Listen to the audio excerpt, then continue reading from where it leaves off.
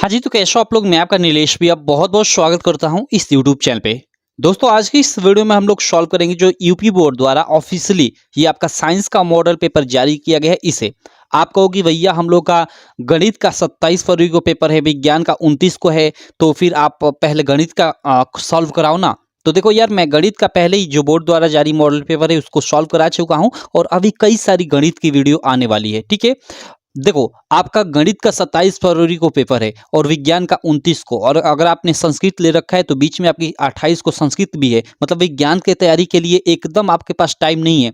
इसलिए ये जो 4 दिनों का गैप है, हिंदी के बाद जो गणित का पेपर आने वाला है, ठीक है, 27 को, तो ये 4 दिनों का गैप है, इसमें आपको साइंस भी पढ़नी चाहिए, ठीक है? तो आप गणित के साथ-साथ आप साइंस की भी तैयारी करते रहो। और यार आप जानते हो कि साइंस में तो बहुत सारी चीज़ें आपको याद करनी पड़ेगी, ठीक है? और गणित में तो सिर्फ प्रैक्टिस प्रैक्टिस प्रैक्टिस, जितना प्रैक्टिस कर लो। तो आप गणित में सवाल लगाओ जितना लगा सकते हो। अभी मैं गणित के भी कई सारे क्वेश्चन, कई सारे मॉडल पेपर सॉल्व कराऊंगा, टेंशन लेने की जरूरत नहीं है, ठीक है? तो चलो इस वीडियो में हम लोग ये विज्ञान का भी, ये बोर्ड द्वारा जो मॉडल पेपर जारी किया गया है, इसे हम लोग सॉल्व कर लेते हैं। चलो बिना किसी टाइम वेस्टिंग के हम लोग इस वीडियो को शुरू करते हैं। सबसे पहले खंड अ के अंतर्गत जो बहुविकल्पीय प्रश्न आने वाले हैं, और उसमें भी 3 उपखंड होंगे, क्योंकि एक में आपका फिजिक्स से, एक में बायो से और एक में आपका केमिस्ट्री से प्रश्न होगा। तो चलो इनको हम लोग सॉल्व करते हैं। सबसे पहला क्वेश्चन इसमें आप लोग देख सकते हो कि 2 पृष्ठों से घिरा हुआ कोई पारदर्शी माध्यम जिसका एक या दोनों पृष्ठ गोलीय है डॉट डॉट कहलाता है। अब देखो यहाँ पे क्लू आपके पास है कि पारदर्शी माध्यम, यहाँ पारदर्शी बोल रहा है, तो गोलीय दर्पण में चाहे अवतल दर्पण हो गया चाहे उत्तल दर्पण हो गया, वो भाई पारदर्शी नहीं होता है, क्योंकि उत्तल दर्पण या अवतल दर्पण एक तरफ से कलई किया होता है, ठीक है? तो ये दर्पण तो हो नहीं सकता, ठीक है? त्रिज्या का यहाँ कोई मतलब नहीं है। गोलीय लेंस होगा, बिल्कुल होगा, क्योंकि यही पारदर्शी होता है। और समतल दर्पण भी नहीं हो सकता, क्योंकि ये भी एक तरफ से कलई किया होता है, ठीक है? तभी तो हम लोग का उसमें प्रतिबिंब दिखता है। तो सिंपल, तो इसका ये गोलीय लेंस ऑप्शन सही हो जाएगा। आगे चलते हैं। सेकंड क्वेश्चन है कि दंत विशेषज्ञ मरीजों के दांतों का बड़ा प्रतिबिंब देखने के लिए किस दर्पण का उपयोग करते हैं? सीधे सीधे आप लोग याद रखना, अवतल दर्पण। जो हमारे, या उसके अलावा अंदरूनी भागों में, जैसे नाक के अंदर कुछ चीजें देखनी हो, कान के अंदर देखनी हो, ठीक है, तो इन सब चीजों को देखने के लिए मतलब अवतल दर्पण से बने इंस्ट्रूमेंट यूज किए जाते हैं, ठीक है? चलो, तो अवतल दर्पण का दंत विशेषज्ञ मरीजों के दांतों का बड़ा प्रतिबिंब देखने के लिए किस दर्पण का उपयोग करते हैं? तो अवतल दर्पण का उपयोग करते हैं। आगे देखते हैं अगला क्वेश्चन। और देखो, जितने भी लक्ष्य बैच वाले बच्चे हो, मैं आपको बता दूं, ठीक है, जितने भी लक्ष्य बैच के स्टूडेंट है, ठीक है, ऑलरेडी इसका, ठीक है, ऑलरेडी इसका पूरा का पूरा इस मॉडल पेपर का अच्छे से डिटेल्ड में सॉल्यूशन, जो इस ऑब्जेक्टिव के अलावा इधर सब्जेक्टिव क्वेश्चन है, ठीक है, लॉन्ग वाले, उनका अच्छे से मैंने लिखकर सॉल्यूशन और लक्ष्य बैच में ऐड कर दिया है। और साथ ही जो BCA MCQ है उनका टेस्ट भी वहाँ पे मैंने डाल रखा है। तो आप अच्छे से जाओ, लक्ष्य बैच में पढ़ो इसको अच्छे से, और फिर वहाँ पे ये 20 MCQ का टेस्ट भी दो, उससे ये सारे क्वेश्चन आपके क्लियर भी हो जाएंगे, एकदम से रिवाइज हो जाएंगे। और अगर आप लक्ष्य बैच के बारे में नहीं जानते हो, नए स्टूडेंट हो, तो मैं आपको बता दूं लक्ष्य बैच के बारे में थोड़ा, ठीक है? लक्ष्य बैच हमारी एक ऐप है, UPMSP स्टडी, ठीक है? इसको आप प्ले स्टोर से आप डाउनलोड कर सकते हो। अभी जाकर डाउनलोड मत करना, इस वीडियो के देखने के बाद डाउनलोड करना, ठीक है? UPMSP स्टडी आप सर्च करोगे प्ले स्टोर पे तो ये आ जाएगी, इसको डाउनलोड कर लेना। डाउनलोड करोगे तो वहाँ पे आपको, देखो मैं आपको दिखा ही देता हूँ, ठीक है? यहाँ पे देखो, यहाँ ये ऐप है हमारी, डाउनलोड करने के बाद ऐसा कुछ दिखेगा, ठीक है? और इसको आप ओपन करोगे, ये आप प्ले स्टोर पे UPMSP स्टडी, ये जो लिखा है ना, इसी को लिखकर सर्च करना है, तो ये ऐप आ जाएगी। इसको आप ओपन करोगे तो ऐसा इंटरफेस दिखेगा। ये आवर कोर्सेज में आ जाओगे, क्लास 10th में आ जाओगे, ठीक है? यहाँ 99 रुपये पेमेंट आपको दिखाएगा, तो इस पर एक बार और क्लिक करना है। क्लिक करने के बाद देखो यहाँ पे आप यहाँ नीचे देखोगे ना, तो यहाँ आपको बाई नाउ का ऑप्शन दिख जाएगा। यहाँ पे आप डायरेक्ट यहाँ पे क्लिक करोगे तो आपको पेमेंट करने का ऑप्शन आ जाएगा। पेटीएम से या फ़ोन पे या किसी भी माध्यम से यहाँ डायरेक्ट आप 99 रुपये पेमेंट कर सकते हो। अगर डायरेक्ट पेमेंट करने में कोई दिक्कत है, आपके पास पेटीएम या फ़ोन पे नहीं है, तो यहाँ देखो स्क्रॉल करोगे तो यहाँ एक QR कोड भी ऐड किया गया है। इस QR कोड पे कहीं किसी दुकान से भी, या कहीं अपने दोस्त से, पापा से, भैया से, किसी से भी यहाँ स्कैन करा कर, ठीक है, और 99 रुपये पेमेंट करा देना, और फिर पेमेंट का फ़ोटो ले लेना या स्क्रीनशॉट, और इस नंबर पर आप भेज देना, और तुरंत इसी नंबर पे आप कॉल भी कर लेना। कॉल कर लोगे, मैं ही आपसे बात करूंगा और फिर आपको इस बैच में ऐड कर दूंगा। अगर यहाँ से आप डायरेक्ट बाई करते हो तो कॉल करने की जरूरत नहीं है, तुरंत ये सारी चीज़ें हट जाएंगी आपकी, ठीक है मेरे भाई? ठीक, तो आप कर लेना, ठीक है मेरे भाई। यहाँ से आप अगर पेमेंट करने में कोई दिक्कत आई है तो क्यूआर कोड पे भी करा सकते हो, नहीं तो यहाँ से डायरेक्ट पेमेंट कर सकते हो। और इसके अंदर आपको सारे पेपर आपका गणित का या फिर साइंस का सब मिल जाएगा आगे आने वाला, ठीक। देखो आप कहोगे भैया सीधे आप मेरे व्हाट्सअप पे शेयर कर दो, तो ऐसा मैं नहीं कर सकता, ठीक है। सिक्योरिटी रीजन आप समझ सकते हो, ठीक है। तो यहाँ इसी में सारा चीज़ मिलेगा, इस ऐप में ही मिलेगा। चलो अब हम लोग चलते हैं इस आगे के क्वेश्चन को सॉल्व करते हैं। थर्ड वाला क्वेश्चन आप लोग देख सकते हो, यह क्या है कि किसी उत्तल लेंस के सामने, ठीक है, कोई उत्तल लेंस है, ठीक है मेरे भाई। उत्तल लेंस के सामने 2f और अनंत के बीच कोई बिंब मीन्स वस्तु रखा गया है, इसका प्रतिबिंब बनेगा। ओके, अब देखो मैं यहाँ आपको एक सजेशन दूंगा, चाहे वो उत्तल लेंस हो गया या फिर अवतल लेंस हो गया, उत्तल दर्पण हो गया या अवतल दर्पण हो गया, इन चारों के द्वारा जितने भी किरण आरेख खींचे जाते हैं पूरे के पूरे आपको किरण आरेख बनाने आने चाहिए। और आपसे पूछा जाए ऐसे ही जैसे ये पूछा है कि उत्तल लेंस के सामने 2f और अनंत के बीच कोई बिंब यानी वस्तु रखा जाए तो इसका प्रतिबिंब कहाँ बनेगा, तो ये आपको डायरेक्ट याद होना चाहिए, ठीक है। डायरेक्ट ये याद होना चाहिए कि कहाँ बनेगा और कैसा बनेगा, तभी आप एग्जाम में अच्छे मार्क ला पाओगे। ऐसा क्वेश्चन आपसे ऑब्जेक्टिव में भी पूछेगा जैसा ये पूछा है, और यही सब्जेक्टिव में पूछेगा तो आपको ये किरण आरेख भी बनाने को पूछेगा। तो चलो इसका थोड़ा मैं किरण आरेख आपको बनाकर और इसका बता देता हूँ। देखो हमें उत्तल लेंस कह रहा है, ठीक है, तो मान लो ये हम लोग का लेंस हो गया उत्तल लेंस, ठीक है। फिगर हम लोग का थोड़ा उल्टा सीधा बन जाए तो वो उसको आप डिनाई करना, ठीक है, क्योंकि जल्द जल्द बनाना है। अब देखो ये उत्तल लेंस हो गया, इधर हम लोग का मुख्य फोकस f होता है, ठीक है, जिसको f1 भी बोला जाता है, और इधर इससे दोगुनी दूरी पे ये आपका 2f1 होता है, ठीक है, यानी f1 के दोगुनी दूरी पे इधर, ठीक।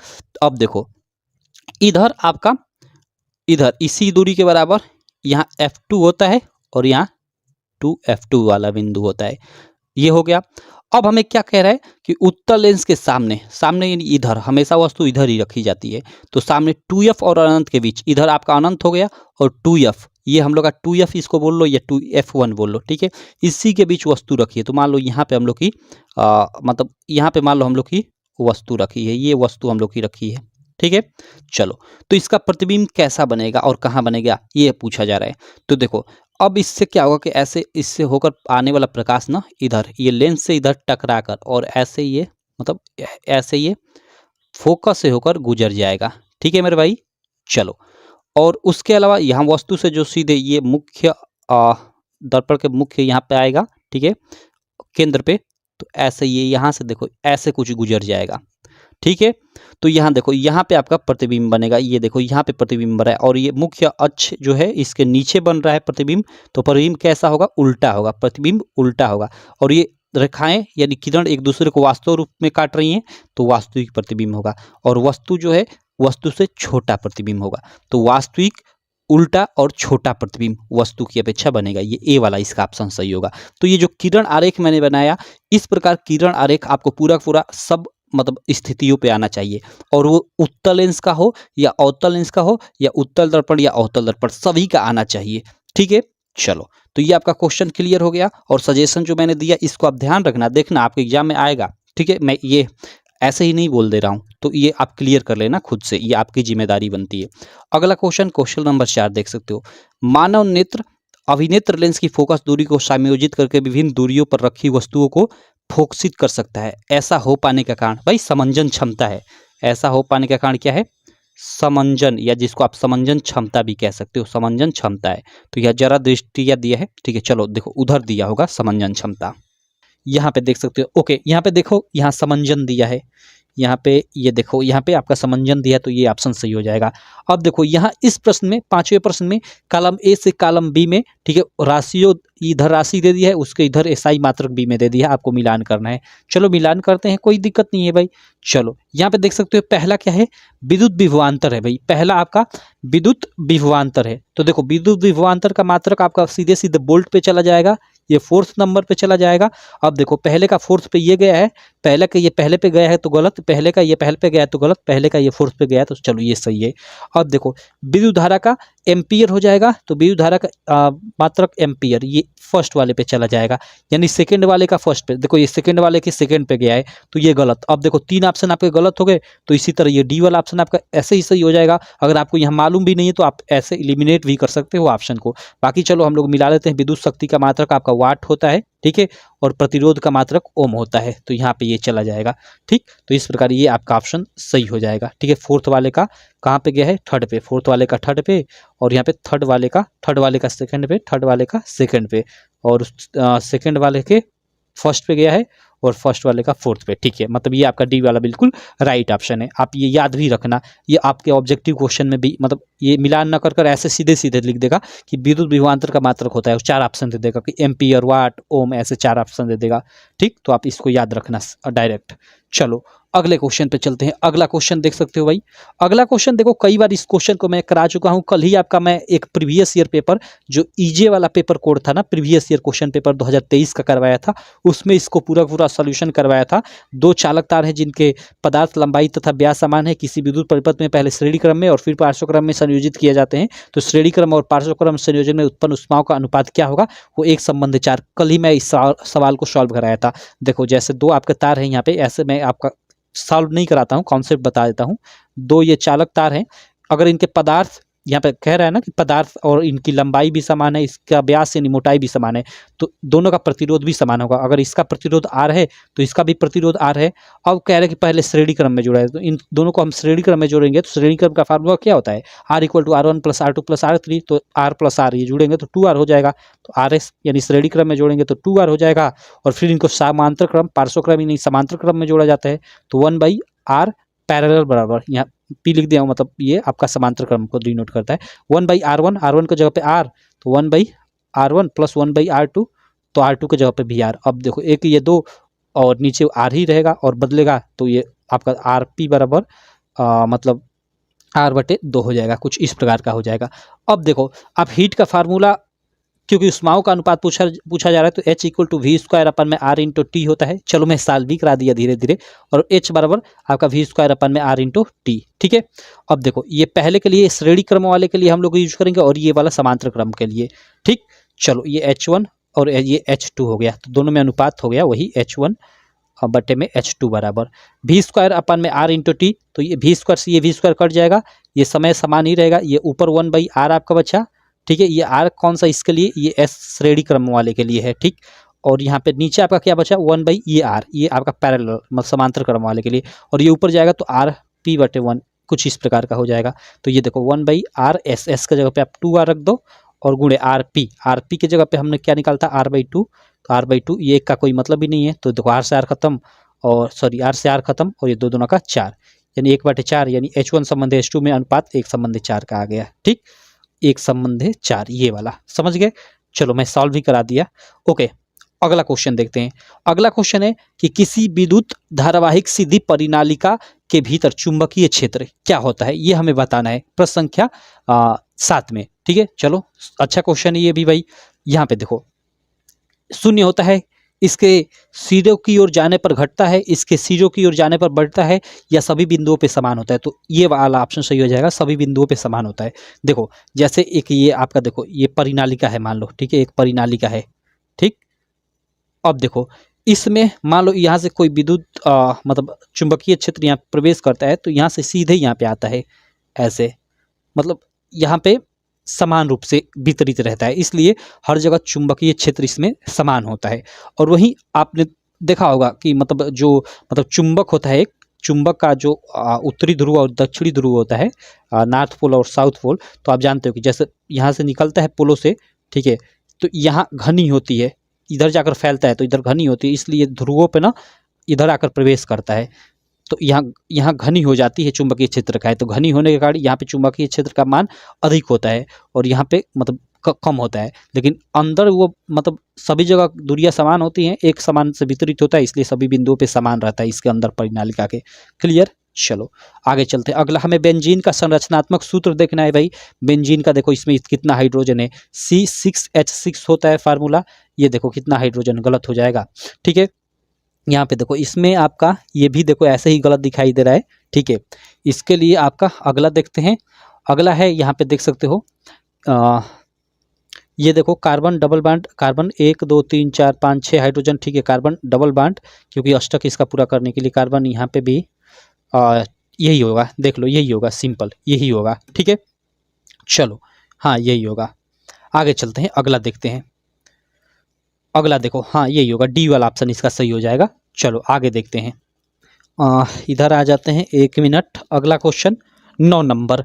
9 नंबर में क्या करना है हमें, देखो यहाँ पे, ओके यहाँ पे ये अब केमिस्ट्री वाला प्रश्न स्टार्ट हो गया है, यहाँ से उपखंड ख से। चलो तो यहाँ इसको देख लेते हैं। हमें समजातीय श्रेणी इसमें छाटना है। तो समजातीय श्रेणी में सिंपल आपको छाटना है तो आपको एक ही मतलब क्रियात्मक समूह ढूंढना पड़ेगा, एक ही चीज़ें ढूंढना पड़ेगा। जैसे ये CH4 है, यहाँ पे देखो मतलब कार्बन और हाइड्रोजन केवल है, कार्बन हाइड्रोजन इसमें भी है, तो ये ठीक है, एक ही श्रेणी के है। अब देखो जैसे यहाँ पे CH3 है, मतलब ये हाइड्रोकार्बन है और साथ में इसमें एल्कोहल जुड़ा हुआ है, लेकिन यहाँ देखो कार्बोक्सिलिक अम्ल जुड़ा हुआ है, तो ये ऐसे भी ये समजातीय श्रेणी में नहीं आएंगे। ठीक है, यहाँ पे भी एल्कोहल जुड़ा रहना चाहिए, यहाँ पे जुड़ा है तो ठीक। यहाँ पे देखो, यहाँ पे आपका C2H6 है और यहाँ पे एल्कोहल जुड़ा हुआ है, मतलब यहाँ पे केवल कार्बन और हाइड्रोजन है और यहाँ पे एल्कोहल जुड़ा हुआ है, तो ये भी नहीं आएगा समजातीय श्रेणी में। अब देखो यहाँ पे CH3 यानी हाइड्रोकार्बन में आपका यहाँ एल्कोहल यहाँ जुड़ा हुआ है, C2H5 यानी कार्बन मतलब जो हाइड्रोजन यानी हाइड्रोकार्बन उसमें एल्कोहल यहाँ पे भी जुड़ा हुआ है। ठीक, तो ये देख सकते हैं, ये समजातीय श्रेणी में होना चाहिए। अब कैसे होना चाहिए इसको हम लोग चेक कैसे करेंगे, ये भी हो सकता है आपका, तो कैसे चेक करेंगे, तो देखो यहाँ ना अगर कार्बन मतलब कार्बन का अंतर देखा जाए, ठीक है, कार्बन कहीं एक है तो हाइड्रोजन मतलब उस मतलब 2 होगा, मतलब 2 अधिक हो गया एक तरह से। तो देखो जैसे यहाँ कार्बन हम लोग का कितना है, 1 है, हाइड्रोजन हम लोग का 4 है। अब देखो कार्बन यहाँ पे 2 हो गया है और हाइड्रोजन आपका 6 हो गया है, मतलब एक तरह से +2 की वृद्धि हो गई है यहाँ पे हाइड्रोजन में, तो ये आपका समजातीय श्रेणी में हो जाएगा। क्लियर है। अब देखो मतलब हाइड्रोजन 2 बढ़ जाएगा, सिंपल, कार्बन 1 बढ़ेगा और हाइड्रोजन 2 बढ़ेगा। ठीक है, कार्बन में 1 की वृद्धि होगी, हाइड्रोजन में 2 की वृद्धि होगी, और ये तो ऐसे ही गलत है। अगर इसमें देखा जाए तो देखो OH तो दोनों तरफ है, उसको छोड़ दो। यहाँ पे देखो कार्बन 1 से कार्बन 2 हो गया है और हाइड्रोजन 3 से 5 हो गया है, यानी 1 कार्बन की वृद्धि और 2 हाइड्रोजन की वृद्धि, तो ये भी समजातीय श्रेणी में। सिंपल आपका क्या होगा कि कार्बन की 1 वृद्धि होगी, हाइड्रोजन की 2 वृद्धि होगी समजातीय श्रेणी में, यानी अगला वाला। क्लियर है। और साथ में अगर यहाँ पे कोई समूह जुड़ा रहे तो वो भी इधर भी समूह जुड़ा रहेगा। तो ये आपका पहला और चौथा आपके समजातीय श्रेणी में है, तो पहला और चौथा ये बी वाला आपका बिल्कुल राइट ऑप्शन हो गया। ठीक, ये इसके लिए ये ऑप्शन दिया हुआ है कि कौन सा सही है। ठीक, ये तो कथन दिया था। चलो आगे देखते हैं। प्रश्नोत्तर संख्या 9 के बाद प्रश्नोत्तर संख्या 10 देख लेते हैं। यह है कि पृथ्वी की भू प्रकृति में प्राकृतिक रूप से पाए जाने वाले तत्वों या यौगिकों को ... कहते हैं। ओके, यानी पृथ्वी के भू प्रकृति में, यानी अंदर एक तरह से कहने का मतलब है पाए जाने वाले तत्वों या यौगिकों को क्या कहा जाता है, ये हम लोग का ऑप्शन है। ठीक है, अयस्क, गैंग, खनिज या फिर धातु। तो सही ऑप्शन आपका भाई हो जाएगा आपका खनिज। ठीक है, पृथ्वी के भू प्रकृति में प्राकृतिक रूप से पाए जाने वाले तत्वों या यौगिकों को खनिज कहा जाता है। ठीक है, और उन खनिजों में विभिन्न प्रकार की अशुद्धियाँ होती हैं जिनको गैंग कहा जाता है। ठीक है, और देखो जो खनिज होती है ना, खनिजों से मतलब खनिजों में 2 प्रकार की होती हैं। एक तो मतलब एक ऐसी प्रकार की खनिज होती है जिनसे मतलब डायरेक्ट धातु प्राप्त करना बहुत कठिन होता है। ठीक है, और एक होता है कि जिनसे धातुएं डायरेक्ट प्राप्त करना काफ़ी आसान होता है। तो जो जिनसे आसान होता है प्राप्त करना उन्हीं को हम लोग अयस्क भी कहते हैं। ठीक है, चलो आगे चलते हैं। अगला प्रश्न है प्रश्न संख्या 11 कि दांतों का क्षय कब प्रारंभ होता है। देखो दांतों का क्षय कब प्रारंभ होता है ये हम लोग का बताना है, तो इसका आप लोग डायरेक्ट याद रखना, जब हमारे मुंह का pH मान 5.5 से कम होने लगता है तब मतलब जो दांतों का क्षय होता है वो प्रारंभ होना चालू हो जाता है। तो 5.5 से कम होने पर दांतों का क्षय होना प्रारंभ हो जाता है। ठीक, चलो 11 के बाद क्वेश्चन नंबर 12। ओके, ये आप देखो इसमें हमें अभिकथन दिया है और ये तर्क दिया है और फिर उसके लिए ये ऑप्शन दिया हुआ है। चलो अभिकथन में क्या दिया है कि जिंक सल्फ्यूरिक अम्ल के साथ अभिक्रिया कर जिंक सल्फेट तथा हाइड्रोजन गैस बनाता है, यह एक विस्थापन अभिक्रिया है। हाँ बिल्कुल है, देखो जिंक सल्फ्यूरिक अम्ल, जिंक ये सल्फ्यूरिक अम्ल यानी H2SO4 के साथ अभिक्रिया कर क्या बनाता है, जिंक सल्फेट, यानी यहाँ से हाइड्रोजन को विस्थापित कर देता है और उसके जगह पे आ जाता है और जिंक सल्फेट के साथ मिलकर जिंक सल्फेट बना लेता है और हाइड्रोजन गैस यानी H2 बना लेता है। यहाँ पे देखो ये जिंक हाइड्रोजन को विस्थापित कर दिया, तो ये विस्थापन अभिक्रिया का उदाहरण हुआ। और यहाँ पे यही कहा जा रहा है कि जिंक सल्फ्यूरिक अम्ल के साथ अभिक्रिया कर जिंक सल्फेट तथा हाइड्रोजन गैस बनाता है, यह विस्थापन अभिक्रिया है। बिल्कुल है, यह अभिकथन आपका बिल्कुल सही है।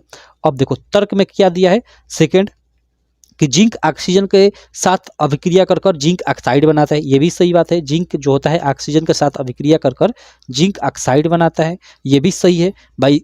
अभिकथन भी सही है और तर्क भी सही है। अब यहाँ पे देखो हमें ऑप्शन में अब क्या दिया है, यहाँ पे आप लोग देख सकते हो कि दोनों अभिकथन मतलब अभिकथन को फर्स्ट बोला है, ठीक है, तो अभिकथन फर्स्ट, ठीक है, तथा तर्क सही है, तथा तर्क अभिकथन का सही स्पष्टीकरण है। देखो दोनों तो सही है, लेकिन कह रहा है कि इसका ये स्पष्टीकरण है, स्पष्टीकरण इसका कोई मतलब ही नहीं है भाई, तो इसलिए ये गलत हो जाएगा। अब देखो बी, अभिकथन तथा तर्क दोनों सही है, परंतु तर्क अभिकथन का स्पष्टीकरण नहीं है। हाँ ये बिल्कुल है, बिल्कुल सही कह रहा है, ये इसका स्पष्टीकरण थोड़े है, ये विस्थापन अभिक्रिया है और ये विस्थापन अभिक्रिया थोड़े है, तो ये इसका मतलब तर्क नहीं है, मतलब स्पष्टीकरण नहीं है, एक तरह से बोल सकते हैं। अभिकथन सही है परंतु तर्क गलत है, नहीं दोनों सही है, अभिकथन तथा तर्क दोनों गलत है, नहीं। ठीक, तो चलो इस प्रकार ये बी वाला आपका बिल्कुल राइट ऑप्शन हो जाएगा इस क्वेश्चन के लिए। अगला क्वेश्चन देखते हैं। अगला 12 के बाद 13 नंबर क्वेश्चन है कि निम्नलिखित रासायनिक समीकरण को पूरा कीजिए। अब देखो ये जो क्वेश्चन है ना, एक्चुअली बोर्ड ने इसको थोड़ा मतलब गलत कर दिया है, ठीक है। यहाँ पे मतलब देखो NaOH है प्लस यहाँ पे डॉट डॉट CH3COOH, मतलब यहाँ पे ये अभिक्रिया कर रहा है, तो यहाँ पे देखो CH3COONA का निर्माण हो रहा है और प्लस H2O का निर्माण हो रहा है। यहाँ पे CH3COOH यहाँ पे देखो ये मतलब गलत दे दिया है, ठीक है, ये नहीं होना चाहिए था, यहाँ पे ये नहीं होना चाहिए था भाई, ठीक है, लेकिन इसको दे दिया है, तो हम लोग क्या करें भाई, ये क्वेश्चन ही गलत दिया है। यहाँ पे ना, यहाँ पे खाली स्थान ये पूरा रहना चाहिए, ठीक है, यहाँ पे खाली स्थान पूरा रहना चाहिए और ऑप्शन के अनुसार ये बी वाला आपका सही रहना चाहिए, मतलब यहाँ पे ये भराएगा CH3COOH यानी एसिटिक अम्ल यहाँ पे भरा जाएगा। ठीक, चलो तब आपका ये बनेगा CH3COONA, इसको सोडियम एसीटेट बोलते हैं, ठीक है, और जल। आगे चलते हैं अगला 13 के बाद इधर 14 नंबर प्रश्न पे, 1 मिनट। ओके, अब ये आपका उपखंड ग स्टार्ट हो जाता है मेरे भाई, उपखंड ग स्टार्ट हो जाता है यानी बायोलॉजी वाला सेक्शन। चलो इन प्रश्नों को भी हम लोग करते हैं, बायो वाले सेक्शन को। चलो भाई हाँ, चलो इन प्रश्नों को हम लोग करते हैं। उपखंड अब ये ग स्टार्ट होता है, ठीक है, मतलब 3 इसमें उपखंड थे, जिसमें आपका एक फिजिक्स से संबंधित प्रश्न था, उसके बाद केमिस्ट्री वाला और फिर ये बायोलॉजी वाले, तो 14 से 20 ये प्रश्न आपके बायोलॉजी से हैं। चलो करते हैं।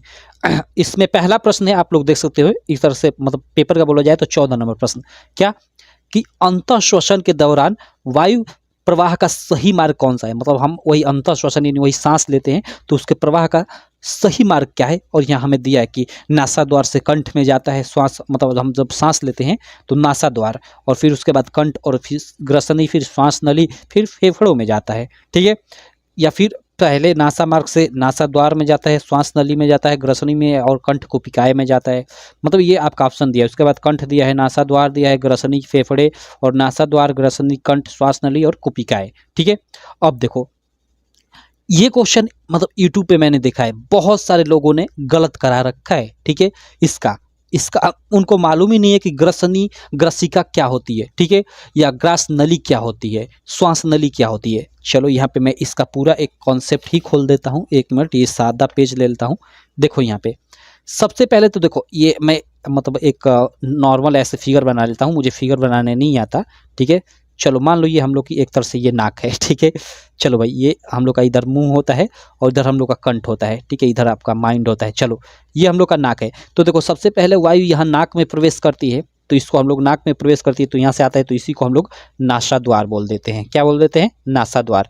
अब देखो आती है, तो यहाँ से देखो ये, यहाँ से ये हम जो ये भोजन ग्रहण करते हैं यहाँ से, तो यहाँ आने के बाद यहाँ कंठ होता है भाई, तो कंठ और इधर भोजन जो जीव होती है इसके ऊपर, कंठ के ऊपर, यहाँ दोनों आकर ऊपर से ये मतलब इधर मिलते हैं, तो इसी को बोला जाता है, यहीं पे छोटा सा पार्ट को आपको बोला जाता है ग्रसिका, ठीक है। इसी को क्या बोला जाता है भाई? मतलब माफ करना, ग्रसिका नहीं, ग्रसनी, ठीक है। क्या बोला जाता है? ग्रसनी। तो यहाँ नासा द्वार हो गया, यहाँ सबसे पहले नासा द्वार में से प्रवेश करता है, ठीक है, और यहाँ बीच में इसको आप नासा मार्ग भी बोल सकते हो, ठीक है। और उसके बाद आपका ग्रसनी हो गया, और फिर उसके बाद कंठ हो गया, और कंठ के बाद देखो, कंठ के बाद यहाँ एपिग्लॉटिक्स होता है, और यहाँ से 2 नलियाँ अंदर जाती हैं, 2 नलियाँ अंदर जाती हैं, इसको इसमें मतलब 2 नली अंदर जाती हैं। एक नली आपकी भोजन वाली नली हो जाती है, और एक नली जो होती है वो एक आपकी श्वास नली हो जाती है। क्लियर? अब देखो जो भोजन वाली नली होती है ना, भोजन वाली नली को ही हम लोग क्या बोलते हैं? ग्रास नली बोलते हैं, ग्रास नली, या फिर ग्रास नली को हम लोग क्या बोलते हैं? ग्रसिका भी बोलते हैं, ठीक है, ग्रसिका बोलते हैं। क्लियर? तो यहाँ पे देखो ग्रसनी अलग चीज है और ग्रास नली या ग्रसिका अलग है, ठीक है। ग्रास नली या फिर ग्रसिका जो हो गई वो भोजन वाली नली होती है। क्लियर? ये कंठ के नीचे से ऐसे मतलब अमाशय तक जाती है, और एक उसके बाद श्वास नली होती है जो फेफड़ों तक जाती है। ठीक है, तो यहाँ पे जो ग्रसनी होती है ये कंठ के ऊपर होती है यहाँ से, और फिर कंठ से होते हुए ऐसे आ जाता है ये पार्ट, समझ रहे हो, मतलब वो फेफड़ों में चला जाता है। समझ में आ गया। तो ग्रसनी अलग चीज़ है।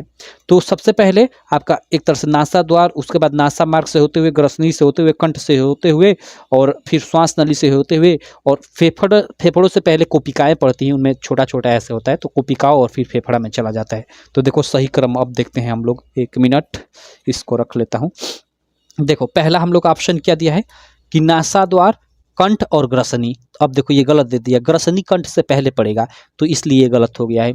नासा मार्ग और नासा द्वार, देखो नासा द्वार तो पहले पड़ेगा, तो इसलिए ये गलत हो जाएगा, क्योंकि नासा द्वार दो आगे जो हम लोग के छिद्र होते हैं ना नाकों में, उसी को हम लोग नासा द्वार बोल देते हैं, और उसके बाद मतलब ग्रसनी तक यानी कंठ तक का जो बीच में ये पार्ट होता है उसको नासा मार्ग बोल देते हैं, यानी नाक का मार्ग। ठीक, तो इसलिए ये गलत हो जाएगा। अब यहाँ कंठ दे दिया है, उसके बाद नासा द्वार, तो ये तो ऐसे ही गलत हो गया ग्रसनी। अब देखो ये 3 गलत, तो ये डी वाला ऑप्शन सही। देखो आपका नासा द्वार हो गया, नासा द्वार से आपका प्रवेश करता है, उसके बाद ग्रसनी में जाता है, बीच में आपका दिया नहीं है, बीच में आपका नासा मार्ग भी हो सकता है यहाँ पे, तो दिया नहीं तो कोई दिक्कत नहीं। नासा द्वार से आपका ग्रसनी दे दिया है, ग्रसनी के बाद कंठ, और कंठ के बाद फिर श्वास नली, और फिर कुपिकाओं, और कुपिकाओं से फेफड़े में चला जाता है जो श्वास मतलब हवा होती है। तो ये आपका डी वाला ऑप्शन सही हो जाएगा। आशा करता हूँ क्लियर हो गया होगा ये क्वेश्चन नंबर 14। अब चलो क्वेश्चन नंबर हम लोग 15 देख लेते हैं भाई। क्वेश्चन नंबर 15 क्या है, आप स्क्रीन पे देख सकते हो कि निम्नलिखित कथन तथा कारण को पढ़कर दिए गए विकल्पों में से सही विकल्प का चयन कीजिए। ओके, कथन और कारण यहाँ पे दिया। कथन क्या दिया है कि पिता से प्राप्त क्रोमोसोम से बच्चों के लिंग का निर्धारण होता है। सही बात है, क्रोमोसोम मीन्स वही एक तरह से आप इसको जीन बोल लो, ठीक है, या गुणसूत्र बोल लो। गुणसूत्र जो होते हैं ना 22 जोड़ी, क्रोमोसोम मीन्स ये आपका गुणसूत्र। ठीक है, तो भाई पिता से प्राप्त क्रोमोसोम यानी वही गुणसूत्र से बच्चों के लिंग का निर्धारण होता है, तो बिल्कुल होता है, क्योंकि पिता में एक्स और वाई दोनों पाया जाता है, और माता में एक्स एक्स पाया जाता है। तो भाई माता से मतलब अगर एक्स यहाँ पे मिले और इधर भी एक्स मिले, एक्स एक्स मिले तो अलग बनेगा, और एक्स और वाई मिले तो अलग, मतलब एक लड़का एक लड़की का निर्माण होगा। तो माता से तो हमेशा एक्स ही मिल रहा है, तो माता पे तो डिपेंड ही नहीं कर रहा है, पिता पे डिपेंड करता है कि एक्स इससे मिल रहा है कि वाई मिल रहा है। तो पिता से प्राप्त क्रोमोसोम से बच्चों के लिंग का निर्धारण होता है, न कि माता के। क्लियर, चलो तो उसके बाद तो ये कथन बिल्कुल सही है। अब देखो कारण यहाँ पे दिया है कि मानो पुरुष में एक एक्स और एक वाई गुणसूत्र होता है, बिल्कुल होता है, सही बात है, दोनों बात सही है। अब देखो यहाँ पे क्या दिया है, अब इसके लिए ये ऑप्शन दिया कि कौन सा इसमें ऑप्शन सही होगा। ठीक है, ये तो हमें कथन और कारण दे दिया था, दिया है कि कथन और कारण दोनों सत्य हैं, बिल्कुल दोनों सत्य हैं, और कारण कथन की सही व्याख्या करता है, और जो कारण है ये कारण कथन की सही व्याख्या करता है कि मानव पुरुष में एक एक्स और एक वाई गुणसूत्र करता ही है, बिल्कुल करता है, क्योंकि एक्स वाई पाया ही जाता है मतलब पिता में। तो ये आपका ए वाला ही ऑप्शन बिल्कुल राइट हो जाएगा। ठीक है, पहला वाला ही ऑप्शन राइट हो जाएगा। चलो आगे चलते हैं अगले क्वेश्चन पे। अगला क्वेश्चन 15 के बाद 16 नंबर देखते हैं। अब देखो विद्युत आवेग के प्रवाह की सही दिशा कौन सी है, इसमें हमें विद्युत आवेग की प्रवाह की सही दिशा हमें बताना है। ठीक है, चलो बताते हैं इसमें विद्युत आवेग के प्रवाह की सही दिशा। भाई कोई दिक्कत नहीं, ये भी प्रश्न कर लेते हैं। ये देखो देखो एक तरह से ये जो फिगर दिया हुआ है ना, ये आपका एक तरह से तंत्रिका कोशिका, आप समझ जाओ, तंत्रिकाएं हैं एक तरह से। ठीक है, आपकी कोशिका है। तो इसमें क्या होगा ना कि जो विद्युत आवेग प्रवेश करेगा वो कहाँ से करेगा, तो इसमें द्रुमिका, ये जो ये वाला पार्ट है ना, ये वृक्ष टाइप का ये दिखाई दे रहा है, इसमें ये छोटे छोटे ये सेल्स निकले हुए हैं, इनको ही द्रुमिका बोला जाता है। ये द्रुमिका होता है, और उसके बाद इसमें आवेग विद्युत आवेग प्रवेश करता है, और फिर ये जो तंत्रिकाक्ष है, ये बीच वाला जो पार्ट है, ठीक है, इसको तंत्रिकाक्ष बोला जाता है। ये बीच में छोटे छोटे ऐसे बटे होते हैं, और बीच में खाली स्थान होता है, उसको सिनेप्स बोला जाता है। ठीक है, तो चलो इसमें तंत्रिकाक्ष में प्रवेश करता है, और फिर ये छोटा सा सिरा दिख रहा है, इसमें से निकल जाता है। ठीक है, यानी इसको हम लोग मतलब इसका अंतिम सिरा बोल देते हैं। इस अंतिम सिरे से निकलता है, और फिर किसी दूसरे तंत्रिकाक्ष में ये प्रवेश करता है, यानी किसी द्रुमिका के माध्यम से। ठीक, तो विद्युत आवेग कैसे प्रवेश करता है आप समझ गए। तो अब देखो यहाँ पे तीर दिया है, यहाँ पे देखो ये तीर दिया है इस प्रकार, ये तीर यहाँ पे देखो ये तीर दिया है इस तरह, मतलब यहाँ से इधर से प्रवेश कर रहा है। तो क्या यहाँ से प्रवेश करेगा, नहीं, यहाँ ये द्रुमिका इधर होती है, द्रुमिका से प्रवेश करता है। अंतिम सिरा, ये तो अंतिम सिरा है, ये अंतिम सिरा है, तो ये गलत हो जाएगा। अब देखो इसमें देखो तीर इधर से दिया है, देखो तीर इधर जा रहा है, मतलब विद्युत आवेग इधर से पहले प्रवेश कर रहा है। तो क्या इसमें प्रवेश करेगा, नहीं, ये तो अंतिम सिरा है भाई, इससे निकलता है विद्युत आवेग, तो ये गलत हो जाएगा। अब देखो इसमें इस तरह से दिया है, इधर से दिया है, इधर से दिया है, और 2 हमें दिया है, ठीक है। चलो तो इधर देखो, इधर से तीर इधर दिया है, मतलब इधर से प्रवेश करता है तो बिल्कुल यहाँ से प्रवेश करेगा द्रुमिका से, ऐसे होते हुए अंतिम सिरा से निकलेगा और फिर यहाँ अगली कोशिका के यहाँ द्रुमिका में प्रवेश करेगा और यहाँ पे देखो निकलेगा। यानी ये आपका पैटर्न बिल्कुल सही है। ये क्यों गलत है? तो देखो इधर का ये तीर यहाँ पे पहले से ये दिया हुआ है, मतलब इसमें प्रवेश करता है, हाँ ये तो ठीक है, इसमें प्रवेश करता है, यहाँ से निकलेगा और निकलेगा तो फिर देखो ये अंतिम सिरा दे दिया है, नहीं ये दिया रहता है इधर तो ये भी सही होता है, तो इसलिए ये गलत हो जाएगा। तो ये आपका सही हो जाएगा, ठीक है। समझ में आ गया? चलो भाई अगला प्रश्न देखते हैं। ये हम लोग का 16 नंबर प्रश्न हो गया। अगला हम लोग 17 नंबर प्रश्न देख लेते हैं। यह क्या है कि थायरॉक्सिन के बारे में कौन सा कथन सही नहीं है? ओके, थायरॉक्सिन, ठीक है, इसके बारे में कौन सा कथन सही नहीं है? थायरॉक्सिन के संश्लेषण के लौ आवश्यक है? नहीं, लौ नहीं आवश्यक है, ठीक है। यह शरीर में कार्बोहाइड्रेट, प्रोटीन और वसाओं के उपापचयन का नियमन करता है? हाँ करता है, बिल्कुल ये करता है भाई, ठीक है। ये बी वाला ऑप्शन आपका मतलब राइट होना चाहिए, ठीक है। क्या करता है? देखो यहाँ पे कि यह शरीर में कार्बोहाइड्रेट, प्रोटीन और वसाओं के उपापचयन का नियमन करता है, ठीक है। सही है, करता है, बिल्कुल करता है। अगला है कि थायरॉक्सिन के संश्लेषण के लिए थायराइड ग्रंथि को आयोडीन की आवश्यकता पड़ती है? हाँ बिल्कुल पड़ती है, ठीक है। और देखो आयोडीन के कारण आप लोग याद रखना, आयोडीन की कमी के कारण एक रोग हो जाता है जिसको घेंघा रोग बोला जाता है। तो आपसे ये क्वेश्चन पूछा जा सकता है कि आयोडीन की कमी से कौन सा रोग होता है? तो घेंघा रोग, ठीक। और अंत में यह है कि थायरॉक्सिन को थायराइड हार्मोन भी कहते हैं, बिल्कुल कहते हैं। तो ये आपका तीनों ऑप्शन सही, ये एक गलत है। तो हमें क्या करना है? थायरॉक्सिन के बारे में कौन सा कथन सही नहीं है? तो ये पहला वाला नहीं है, तो आपका यही ऑप्शन सही हो जाएगा। और मार्कशीट में यही बार होगा क्योंकि हमें नहीं है बताना था, तो ये नहीं है। चलो 17 नंबर हो गया। अब देखो 18 नंबर हम लोग प्रश्न देखते हैं। 18 नंबर प्रश्न है, ठीक है। ये देख सकते हो कि निम्नलिखित चित्र में भाग ए, बी तथा सी किस क्रम में होते हैं? ओके, ये भाग है ए, बी, सी है, किस क्रम में होते हैं? ये ऊपर वाला सबसे भाग, ये जो ए है, ये बी है, ये जो है ये और ये बी है, और ये आपका नीचे वाला सी है, ठीक। ये किस क्रम में होते हैं? तो देखो ये आपका ये फिगर डायरेक्ट आपकी एनसीईआरटी के बुक में दिया हुआ है। एनसीईआरटी की जो आपकी बुक है ना, उसमें ये फिगर दिया हुआ है, ठीक। ये एक तरह से एक चने का एक फिगर है, ठीक है। चना या कोई भी आप ले लो, एक जैसे गेहूं ले लो। आजकल गेहूं की मतलब बुआई तो हो गई है, आप जानते हो, पानी होनी भी अब चल रहा है। तो गेहूं को जानते हो, गेहूं में 2 दल होता है। जैसे ये गेहूं होता है ना, तो इसमें 2 दल होते हैं, एक इधर फटा होता है बीच में से, ठीक है, आप जानते हो। तो उसको जब बोते हैं, ठीक है, तो 10 दिनों बाद जब या 2-4 दिनों बाद आप देखते हो, ठीक है, कि उसका मतलब जैसे ये ऊपर कुछ पार्ट निकला और उसके अलावा कुछ नीचे पार्ट चला जाता है। तो जो नीचे वाला पार्ट चला जाता है, ठीक है, वही यहाँ पे दिया है। नीचे वाला पार्ट ये सी दिया है, और ये जो ये 2 दल हैं, ठीक है, ये दोनों दल फैल जाते हैं, ठीक है, 2-4 दिनों बाद फैल जाते हैं, मतलब खेतों में बोने के बाद। चना में भी आप ऐसा देख सकते हो। और ऊपर वाला एक पार्ट ये निकल जाता है, तना वाला, ठीक है। तो तना वाला पार्ट को हम लोग मतलब वो ए होता है, ठीक है। तो इनको क्या क्या बोलते हैं ये हमें मतलब बोला जा रहा है। तो देखो जो ऊपर वाला पार्ट है, शुरू में ये काफ़ी कम निकलता है, पहले जड़ जो नीचे होता है वो काफ़ी बड़ा होता है।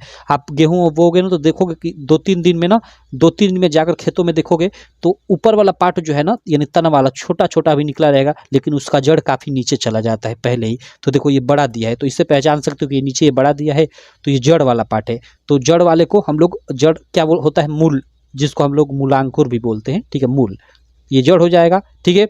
और ये देखो ये आपका ना बीजपत्र होता है, इसको बीजपत्र बोलते हैं, ठीक है। जो ये वाला पार्ट होता है, ये दोनों दल, जैसे ये गेहूं होता है इस तरफ फट जाएगा, तो ये दोनों को दल होता है, इसमें प्रोटीन भरा होता है, ठीक। और ऊपर वाला जो ये तना वाला पार्ट होता है उसको प्रांकुर बोलते हैं।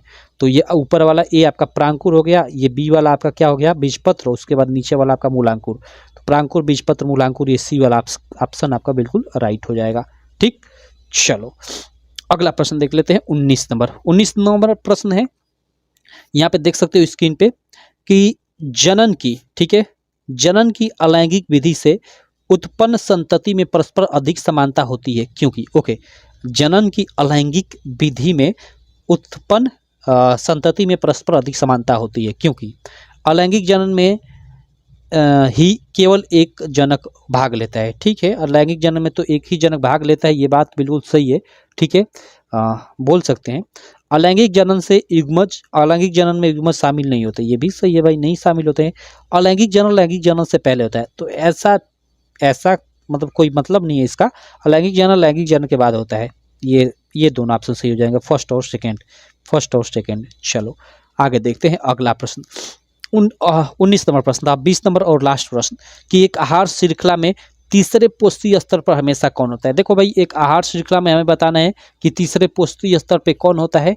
तो देखो, तीसरे पोषकीय स्तर पे ना हमेशा आपके याद रखना मांसाहारी, ठीक है, क्या होते हैं, मांसाहारी प्राणी हो जाएंगे। ये आपका पहला ही इसका ऑप्शन बिल्कुल राइट हो जाएगा। ठीक, पहले श्रेणी में उत्पादक यानी फल मतलब आते हैं, घास आदि आते हैं, और प्राथमिक उपभोक्ता में आपके एक तरह से मतलब खरगोश उरगोश आ जाएंगे।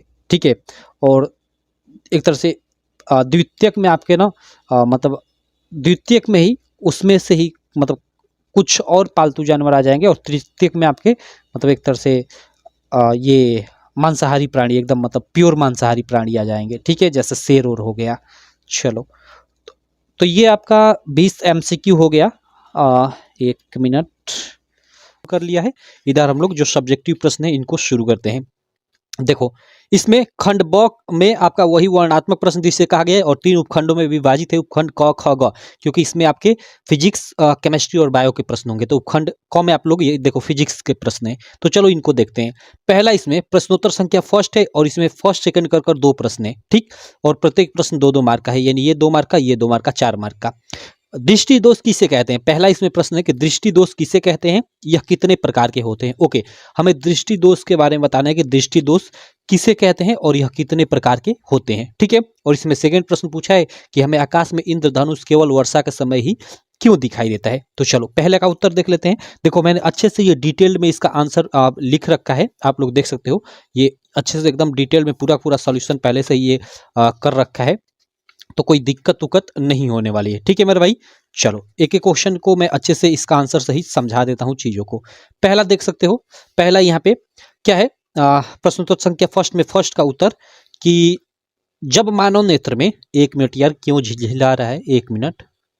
चलो आई थिंक अब क्लियर हो गया होगा। ठीक है, दृष्टि दोष किसे कहते हैं, ये कितने प्रकार के होते हैं। तो देखो इसको लिखोगे इसका आंसर कि जब मानव नेत्र में प्रतिबिंब रेटिना पर न बनकर रेटिना से पहले या बाद में बने तो वस्तुएं स्पष्ट दिखाई नहीं देती, क्योंकि नेत्र में दोष उत्पन्न हो जाता है, और इस उत्पन्न दोष को ही दृष्टि दोष कहा जाता है। ये निम्न 3 प्रकार की होती हैं। आप लिख दो कि निकट दृष्टि दोष, दूर दृष्टि दोष, जरा दृष्टि दोष, 1 2 3 ये कर। ठीक है, इसका उत्तर आपका हो गया। पहले क्वेश्चन का 2 मार्क मिल जाएगा। देखो मतलब हम लोग का प्रतिबिंब एकदम स्वस्थ नेत्र के लिए प्रतिबिंब रेटिना पे बनता है। ठीक है, लेकिन वही अगर जो प्रतिबिंब रेटिना है आंखों के पीछे होती है, उससे पहले ही बन जाए या बाद में बने तो हम लोग के आंखों में दोष उत्पन्न हो जाता है। ठीक है, और उसी को दृष्टि दोष कहा जाता है। तो सिंपल उसको ये बनाकर लिख दिया गया है कि जब मानव नेत्र में प्रतिबिंब रेटिना पर न बनकर रेटिना से पहले या बाद में बने तो वस्तुएं स्पष्ट दिखाई नहीं देती, क्योंकि नेत्र में दोष उत्पन्न हो जाता है, और इस उत्पन्न दोष को ही दृष्टि दोष कहा जाता है। और ये निम्न 3 प्रकार के होते हैं। फर्स्ट सेकंड थर्ड कर लिख दो, आपका 2 मार्क ये मिल गया। क्लियर, चलो भाई अगला देखते हैं। उसके बाद हमें आकाश में इंद्रधनुष केवल वर्षा के समय ही क्यों दिखाई देता है, ये हमें बताना है। तो देखो यहाँ पे इसका उत्तर लिख दोगे आप सेकंड का कि हमें आकाश में इंद्रधनुष केवल वर्षा के पश्चात इसलिए दिखाई देता है क्योंकि वर्षा के पश्चात वायुमंडल में उपस्थित जल की बूंदें प्रिज्म की तरह व्यवहार करती हैं। किस तरह, प्रिज्म की तरह, मतलब जिस पे श्वेत प्रकाश पड़ता है तो वो 7 रंगों में विभाजित हो जाता है। प्रिज्म आपने पढ़ा होगा, तो ये प्रिज्म की तरह बूंदें व्यवहार करती है। तो इसलिए हमें क्या होता है कि वर्षा के समय ही हमें इंद्रधनुष दिखाई देता है। ठीक, तो जब आगे लिखो, देखो हमें आकाश में इंद्रधनुष केवल वर्षा के समय पश्चात इसलिए दिखाई देता है क्योंकि वर्षा के पश्चात वायुमंडल में उपस्थित जल की बूंदें प्रिज्म की तरह व्यवहार करती हैं। जब सूर्य का प्रकाश इन बूंदों पर पड़ता है तब वह परिवर्तित होकर 7 रंगों में विक्षेपित हो जाता है, और इस प्रकार हमें वर्षा के पश्चात इंद्रधनुष दिखाई देने लगता है। ठीक है, ऐसे लिख दोगे, इसका आपको 2 मार्क मिल जाएगा। तो 2 2 4 मार्क इन 2 प्रश्नों का आपका हो गया। ठीक, दोनों काफी इंपॉर्टेंट प्रश्न थे, आप याद कर लेना। चलो हम लोग सेकंड प्रश्न पे चलते हैं। इसमें भी 2 प्रश्न पूछा गया है, फर्स्ट कर सेकंड कर 2 2 मार्क के छोटे छोटे। पहला प्रश्न है इसमें कि उत्तल लेंस को अभिसारी लेंस क्यों कहा जाता है, और सेकंड है कि अवतल दर्पण तथा उत्तल दर्पण के उपयोग लिखिए। ठीक है, चलो इनको हम लोग देखते हैं। और देखो बाकी ये अच्छे से ये सॉल्यूशन आपको ना, ये मतलब ये जो पीडीएफ है, ये सॉल्यूशन वाली पीडीएफ, ऐसे आपको पीडीएफ आपको मैं आपको बता दूं कि हर एक सब्जेक्ट का, जैसे Hindi, English, math, science, social science, जो बोर्ड ने मॉडल पेपर जारी किया है वो भी, ठीक है, बोर्ड ने जो मॉडल पेपर जारी किया है वो भी, और उसके साथ जो आपका प्रीवियस ईयर क्वेश्चन पेपर है, ठीक है, 2023 वाला, क्योंकि 2023 से पीछे इसलिए नहीं क्योंकि वो ओल्ड पैटर्न हो गया, तो 2023 वाला हिंदी का 7 सेट, मैथ का 7 सेट, साइंस, सोशल साइंस, हर सब्जेक्ट के सातों सेटों का अच्छे से ऐसे ही पीडीएफ में एकदम सॉल्यूशन हमारी ऐप है, ठीक है, लक्ष्य ऐप पे हमने लॉन्च किया है लक्ष्य बैच। आपको मैं दिखा देता हूँ, ठीक है, 1 मिनट, देखो यहाँ पे देखो, 1 मिनट, ये देखो हमारी ऐप है यूपीएमएसपी स्टडी, इसको आप गूगल प्ले स्टोर से डाउनलोड कर सकते हो, ठीक है, ये यूपीएमएसपी स्टडी है। देखो इसको ओपन किया, मैं इसको ओपन करूंगा और यहाँ देखो और कोर्सेज में आओगे, ये क्लास 10th में आओगे और यहाँ लक्ष्य बैच में आओगे, तो देखो अभी ऑफर चल रहा है 299 रुपये का, केवल आपको 99 रुपये में ये लक्ष्य बैच मिल रहा है। इसमें आपको इस पे आप क्लिक करोगे और यहाँ पे नाउ, यहाँ पे ऑनलाइन भी पे कर सकते हो, जैसे आप कहीं भी पेमेंट करते हो, या यहाँ से इस क्यूआर कोड पे पेमेंट कर और पेमेंट का स्क्रीनशॉट इस नंबर पे भी आप भेज सकते हो, ठीक, तो आपको इस बैच में ऐड कर दिया जाएगा। इस बैच में पूरा ये पीडीएफ आपको अच्छे से सॉल्यूशन सहित मिल जाएगा। ये भी पीडीएफ मिल जाएगा हर एक सब्जेक्ट के, हर एक मॉडल पेपर का जो बोर्ड ने जारी किया है, उसके अलावा प्रीवियस ईयर पेपर का मॉडल पेपर, और उसके अलावा आपको मतलब वीडियो, वहाँ पे वीडियो भी मिलेगा और ये पीडीएफ में सॉल्यूशन भी मिलेगा और साइड में टेस्ट भी मिलेगा। कम से कम आपको 35 से 40 टेस्ट भी वहाँ पे मिलेगा। तो आप इन सब चीज़ों का यूज कर अपने बोर्ड एग्जाम में अच्छा मार्क ला सकते हो। तो अगर आप लेना चाहते हो तो ऐप आप डाउनलोड कर लेना और वहाँ से बाई कर लेना, ठीक है। कोई भी वहाँ से बाई करने में यानी खरीदने में दिक्कत आ रही हो तो वहीं पर मेरा नंबर भी दिया गया है, आप कॉल भी कर लेना, ठीक। चलो अभी ऑफर है, जल्द से जल्द आप ज्वाइन कर लो, मात्र 99 रुपये। चलो आगे चलते हैं, आगे के प्रश्नों को करते हैं। ओके तो यहाँ प्रश्न था कि उत्तर लेंस को अभिसारी लेंस क्यों कहा जाता है, ठीक है। चलो देखते हैं उत्तर लेंस को अभिसारी लेंस क्यों कहा जाता है। तो देखो ये प्रश्नोत्तर संख्या 2 हो गया, फर्स्ट का उसमें उत्तर देखो, उत्तर लेंस को अभिसारी लेंस इसलिए कहा जाता है क्योंकि यह लेंस अपने माध्यम से गुजरने वाली प्रकाश किरणों को अभिसारित करता है। अभिसारित करता है मीन्स सिकोड़ता है, ठीक है, इसलिए इसको अभिसारी लेंस कहा जाता है। सिंपल सा ये मतलब इसका उत्तर है। क्लियर, लिख दोगे। चलो अब देखो यहाँ पे सेकंड, इसमें जो प्रश्न पूछा गया था उसका उत्तर, सेकंड क्या पूछा गया था कि अवतल दर्पण और उत्तल दर्पण के उपयोग लिखिए, ठीक है। भाई केवल इसका 2 मार्क मिलेगा, तो ज्यादा हम लोग उपयोग नहीं लिखेंगे, थोड़ा थोड़ा। तो आप हेडिंग डाल दो इसमें सेकंड में, सबसे पहले आप अवतल दर्पण के उपयोग, ठीक है, और अवतल दर्पण का उपयोग लिख दो कि अवतल दर्पण का उपयोग टार्च, सर्च लाइट तथा गाड़ियों की हेडलाइट आदि में किया जाता है, ठीक है। उसके बाद सेकंड लिख दो इसमें कि अवतल दर्पण का उपयोग दांतों के डॉक्टर द्वारा रोगी के दांतों का बड़ा प्रतिबिंब देखने के लिए किया जाता है। और थर्ड लिख दो कि अवतल दर्पण का उपयोग हजामत यानी वही बाल बनाने में भी किया जाता है। ये 3 आप उपयोग लिख दो, बहुत है, क्योंकि इसका आपको 1 ही मार्क मिलेगा, ठीक है। और 1 मार्क आप ये उत्तल दर्पण का उपयोग लिखोगे तब मिलेगा, दोनों का उपयोग लिखने का आपको 2 मार्क, ठीक। यहाँ पे है ना, अवतल दर्पण तथा उत्तल दर्पण का उपयोग लिखिए, इसका 2 मार्क, ठीक। तो चलो अब उत्तल दर्पण का उपयोग देख लेते हैं। देखो उत्तल दर्पण में आप लिख दो कि उत्तल दर्पण का उपयोग वाहनों में पश्च दृश्य यानी पीछे देखने वाले दर्पण के रूप में किया जाता है, यानी साइड मिरर के रूप में उपयोग किया जाता है, ठीक। उसके बाद स्ट्रीट लाइट में भी इसका उपयोग किया जाता है क्योंकि यह प्रकाश को अधिक क्षेत्र में फैला देता है, ठीक है। चलो तो ये 2 इसमें उपयोग लिख देना, आपका काम हो जाएगा। क्लियर है, अवतल दर्पण के उपयोग और उत्तल दर्पण के उपयोग। बाकी इसका उपयोग और भी अपने आप बुक से याद करना चाहते हो तो कर लेना, क्योंकि एग्जाम में पूछ सकता है, 5-5 भी पूछ सकता है, तो आप याद कर लेना। चलो यहाँ जो पूछा था हमने उसका उत्तर दे दिया। अब चलो प्रश्नोत्तर संख्या 3 पे चलते हैं। प्रश्नोत्तर संख्या 3 में भी आप देख सकते हो 2 छोटे छोटे न्यूमेरिकल पूछा हुआ है, ठीक है। चलो इसको देख लेते हैं। पहला न्यूमेरिकल है और ये कि यहाँ दूसरा न्यूमेरिकल है, ठीक। ये भी प्रश्न आपका 4 मार्क है, 2 मार्क इसका मिलेगा, 2 मार्क इसका मिलेगा। देखो किसी 4 ओम प्रतिरोधक से प्रति सेकंड, देखो प्रति सेकंड का है यानी t बराबर 1 सेकंड, ठीक, 100 जूल ऊष्मा उत्पन्न हो रही है। प्रतिरोधक के सिरों पर विभवांतर ज्ञात कीजिए। हमें 4 ओम यानी प्रतिरोध दे दिया है, समय t बराबर 1 सेकंड दे दिया है और उसमें h का मान हमें 100 जूल दे दिया है। तो प्रतिरोधक के सिरों पर हमें विभवांतर यानी v का मान पूछा जा रहा है। सिंपल, इसके लिए हम लोग का एक फार्मूला होता है h = v²/r/t। इस फार्मूले के अनुसार हम लोग ज्ञात कर लेंगे, क्योंकि h मालूम है, r मालूम है, t मालूम है, v नहीं मालूम है, तो v को हम लोग ज्ञात कर लेंगे। सिंपल, तो देखो यहाँ पे हम लोग लिख देंगे ऐसे, प्रश्नोत्तर संख्या थर्ड है उसका पहले का मतलब कैसे आप सॉल्व करोगे, दिया है लिख दोगे। आर बराबर हमें 4 ओम दिया है, टी बराबर 1 सेकंड दिया है, एच बराबर 100 जूल दिया है, ऐसे लिख दो जो दिया है। उसके बाद तब हम लोग फार्मूला लगाएंगे हीट का, H equal to we square upon में R इंटू टी से, ऐसे और सब रख दो जो चीज़ें दिया है। H के जगह पे आप 100 रख दो, V के जगह पे कुछ नहीं है उसको उसी तरह वी स्क्वायर रखने दो, R के जगह पे आप 4 क्योंकि R का मान 4 ओम दिया है, और T की जगह पे 1 सेकेंड। ठीक, अब देखो ये 4 से इधर गुणा होगा तो 400, और ये 1 से वी स्क्वायर में गुणा होगा तो वी स्क्वायर होगा, और इधर का उधर पूरा पक्ष बदल देंगे तो वी स्क्वायर बराबर 400 हो जाएगा। अब देखो तो वी बराबर ये अंडर रूट में जाएगा तो 20 आ जाएगा। ठीक है, तो वी का मान आपका 20 वोल्ट आ गया, सिंपल। तो वी का हमें मान याद करना था, आ गया, 2 मार्क इसका आपको मिल जाएगा। आसान सा सवाल है एकदम। ठीक, फार्मूला अगर आपको ये मालूम है तो आप कर लोगे, नहीं मालूम है तो वो नहीं हो पाएगा। उसके बाद देखो आपका इसमें सेकेंड वाला सवाल है कि 20 ओम प्रतिरोधक की कोई विद्युत स्त्री, ओके, हमें प्रतिरोध का मान दे दिया है 20 ओम, प्रतिरोधक की कोई स्त्री 5 एम्पियर, ओके, यहाँ अब धारा दिया है, आई का मान दिया है, 5 एम्पियर धारा लेती है 30 सेकेंड, ठीक है, में उत्पन्न ऊष्मा परिकलित कीजिए। ओके, अब देखो यहाँ पे हमें आर दिया है, आई दिया है और टी दिया है, और यहाँ में ऊष्मा का मान पूछ रहा है, हीट का मान। तो देखो जो हीट का फार्मूला होता है ना, कई होता है, H equal to we square पर r into t, H equal to एक वी आई टी भी होता है, एक i square are into t भी होता है। तो कौन सा उपयोग करेंगे वो हमें जो जो चीज़ें दिया है उसके अनुसार डिसाइड करेंगे। तो यहाँ H, आई और T दिया है, तो एक फार्मूला होता है आपका H बराबर आई स्क्वायर आर इंटू टी। तो आई का भी मान दिया है, आर का भी मान दिया, टी का भी मान दिया, तो सिंपल ये हम लोग फार्मूला यूज कर लेंगे।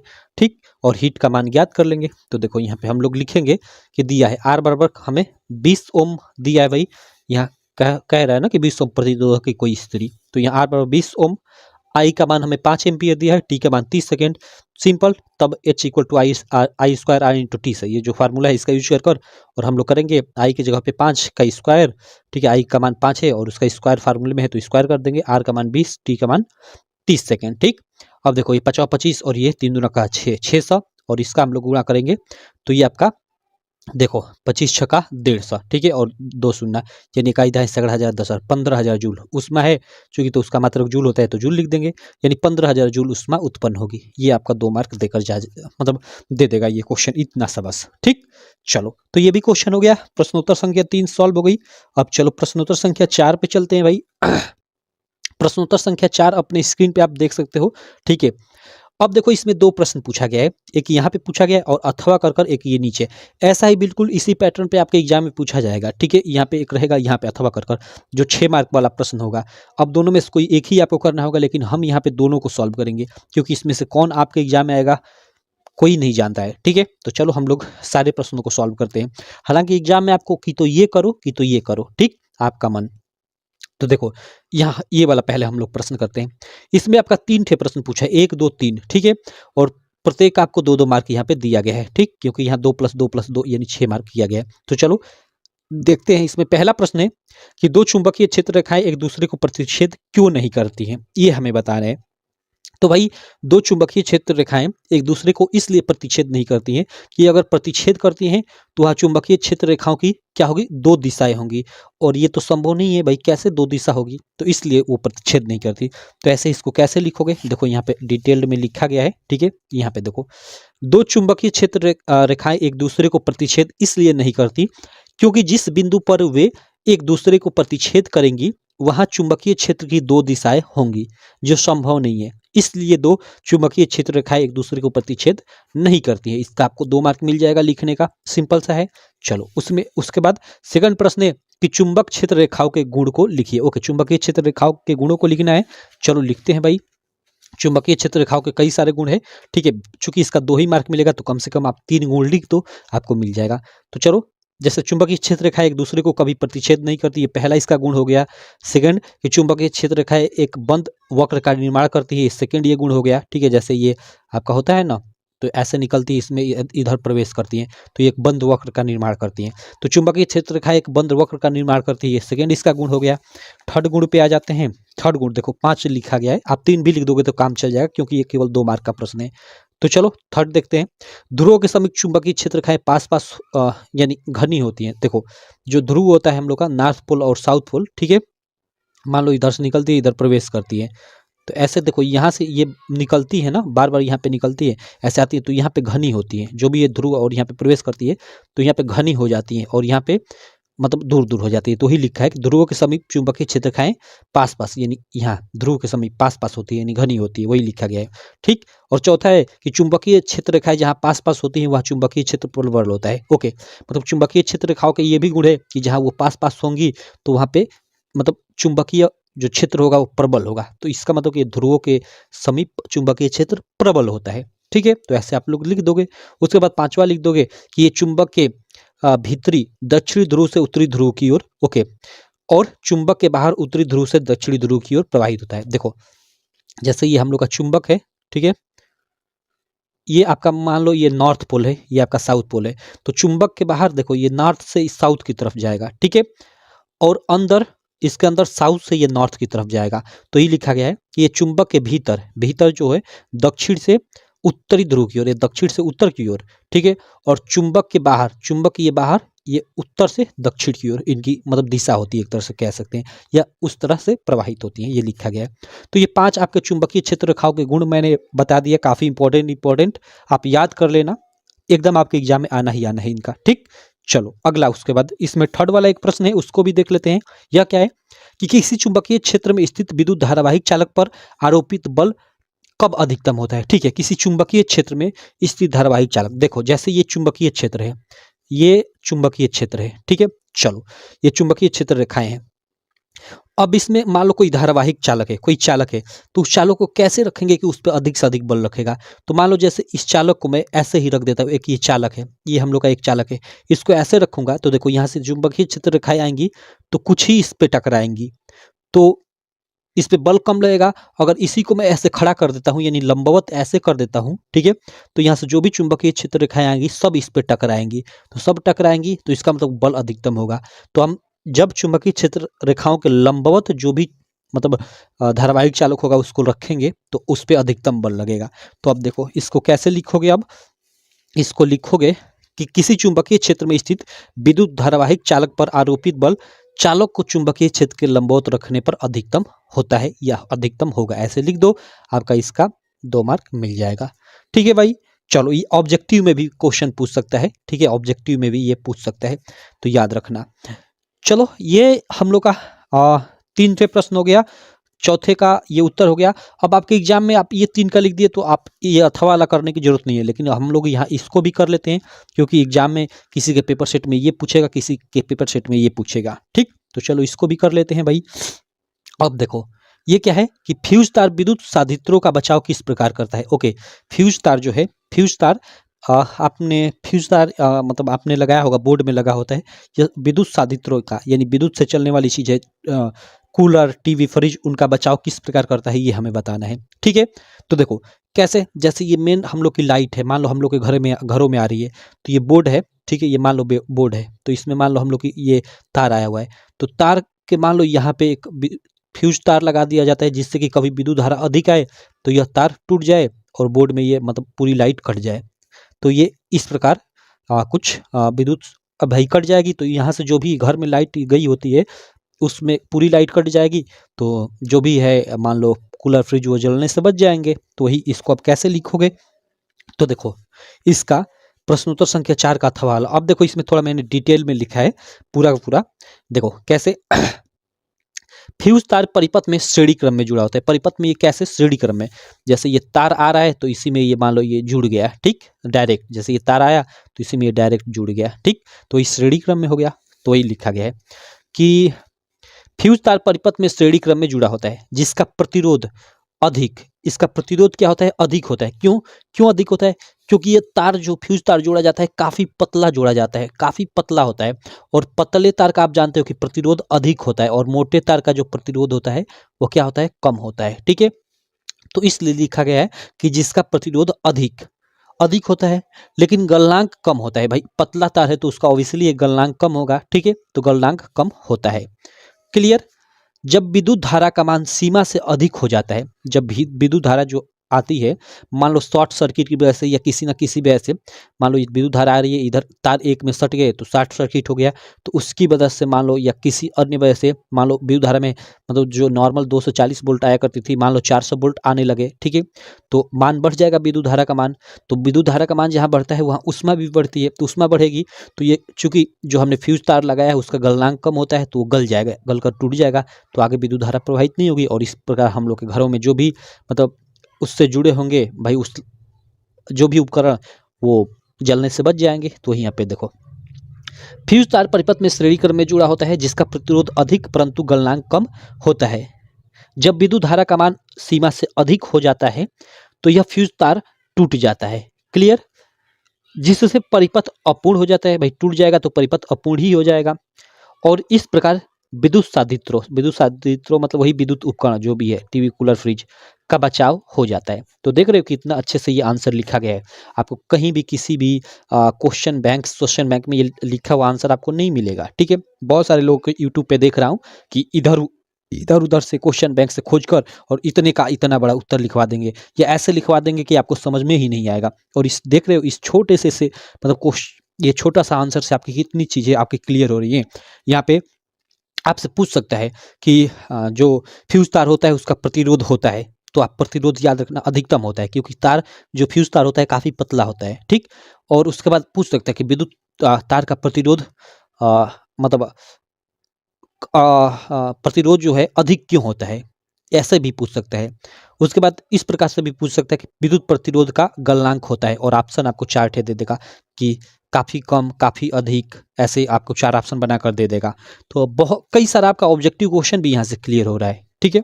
चलो अगला क्वेश्चन देख लेते हैं भाई। अगला क्वेश्चन है यहाँ पे इसका, ओके, फर्स्ट ही रहा, सेकेंड कि धारावाहिक परिनालिका के उपयोग द्वारा किन अवस्थाओं में अस्थायी चुंबक प्राप्त किया जाता है, ठीक है। परिपथ आरेख खींचकर उत्तर की पुष्टि करें। अब देखो ये थोड़ा बड़ा प्रश्न है तो इसका यहाँ पे आपको 4 मार्क दिया है। ये छोटा प्रश्न था तो इसका 2 मार्क, यानी ये भी 6 मार्क का प्रश्न होगा, ठीक है। तो 6 मार्क इसको करोगे तो 6 मार्क मिलेगा, या इसको करोगे तो 6 मार्क मिलेगा, बीच में अथवा है, ठीक। चलो तो इसको भी देख लेते हैं कि धारावाहिक परिनालिका के उपयोग द्वारा किन अवस्थाओं में अस्थायी चुंबक प्राप्त किया जाता है। और परिपथ आरेख भी हम बनाए हुए हैं, यहाँ पे देख सकते हो पूरा पूरा फिगर एड किया हुआ है, ठीक है। देखो मैं तो यहाँ आपको चीजें समझा दे रहा हूँ, सारी चीजें। आप लक्ष्य बैच ज्वाइन कर लेते हो ना, तो लक्ष्य बैच में इसका पूरा का पूरा आपको पीडीएफ मिल जाएगा, ठीक है। लक्ष्य बैच में ये पूरा का पूरा पीडीएफ मिल जाएगा, ठीक है। पीडीएफ से आप अच्छे से मान लो बार बार चीजें याद करते रहो, क्योंकि आप एक बार याद करोगे तो भूलोगे, और पीडीएफ आपके पास रहेगा वहाँ पे लक्ष्य बैच में। आप जब मन करे अपने फोन में खोलकर वहाँ पे याद करते रहो भाई, ठीक है, पढ़ते रहो, आपको याद होता रहेगा। और सबसे अच्छी बात कि इसका जो भी ऑब्जेक्टिव क्वेश्चन है उसका वहाँ पे टेस्ट भी आपको मिल जाएगा, तो टेस्ट भी आप दे सकते हो। क्लियर? चलो भाई, चलो तो इसको हम लोग देखते हैं। ये जो हम लोग का इसमें सेकंड प्रश्न था कि धारावाहिक परिनालिका के उपयोग द्वारा किन अवस्थाओं में अस्थायी चुंबक प्राप्त किया जाता है, परिपथ आरेख खींचकर उत्तर की पुष्टि कीजिए। चलो देखते हैं भाई इसका उत्तर।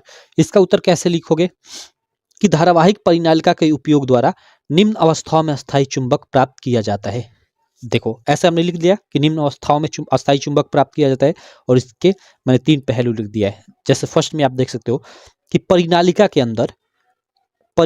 के अंदर की छड़ को स्टील जैसे चुंबकीय पदार्थ से बनाया जाना चाहिए, ताकि चुंबकीयकरण के बाद लंबे समय तक चुंबकीय गुणों को बनाए रखा जा सके। देखो जैसे ये हम लोग की ये परिनालिका है, इसके अंदर ये जो मतलब जो भी छड़ डाला जाए वो किसका डाला जाना चाहिए, वो स्टील आदि जैसे पदार्थों का डाला जाना चाहिए, जिससे कि अगर यह चुंबकीकृत हो जाए तो चुंबकीकरण का गुण इसके पास अधिक समय तक रहे। तो ही यहाँ पे फर्स्ट इसका है अस्थायी चुंबक प्राप्त करने की विधि। उसके बाद सेकंड है कि परिनालिका में प्रवाहित धारा दृष्ट धारा होनी चाहिए। ओके, ये परिनालिका में जो भी हम लोग यहाँ से धारा प्रवाहित करेंगे वो दृष्ट धारा होनी चाहिए, ठीक, ऐसे लिख दो। और उसके बाद थर्ड में लिख दो कि परिनालिका में फेरों की संख्या अधिक हो। ये जो भी ये परिनालिका है इसमें ये फेरे हैं ना, इनकी फेरों की संख्या अधिक होनी चाहिए।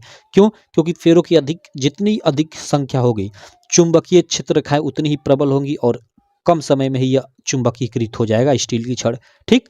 तो परिनालिका में फेरों की संख्या अधिक और सघन रूप से सटी हुई होनी चाहिए, ताकि इसके भीतर एक प्रबल चुंबकीय क्षेत्र उत्पन्न हो सके, ठीक है। तो ये आप ऐसे लिख दोगे तो इसका आपको 4 मार्क मिल जाएगा। साथ में आपको ये फिगर भी बनाना पड़ेगा, तो ये फिगर बनाना भी आप सीख लेना, ठीक है। चलो तो ये हम लोग के फिजिक्स के पार्ट वाले जो प्रश्न है ना, ये उपखंड क वाले, ये अब खत्म होते हैं। ठीक, अब आता है हम लोग का उपखंड ख, जिसमें आपके बायो सेक्शन सॉरी केमिस्ट्री वाले सेक्शन से प्रश्न है।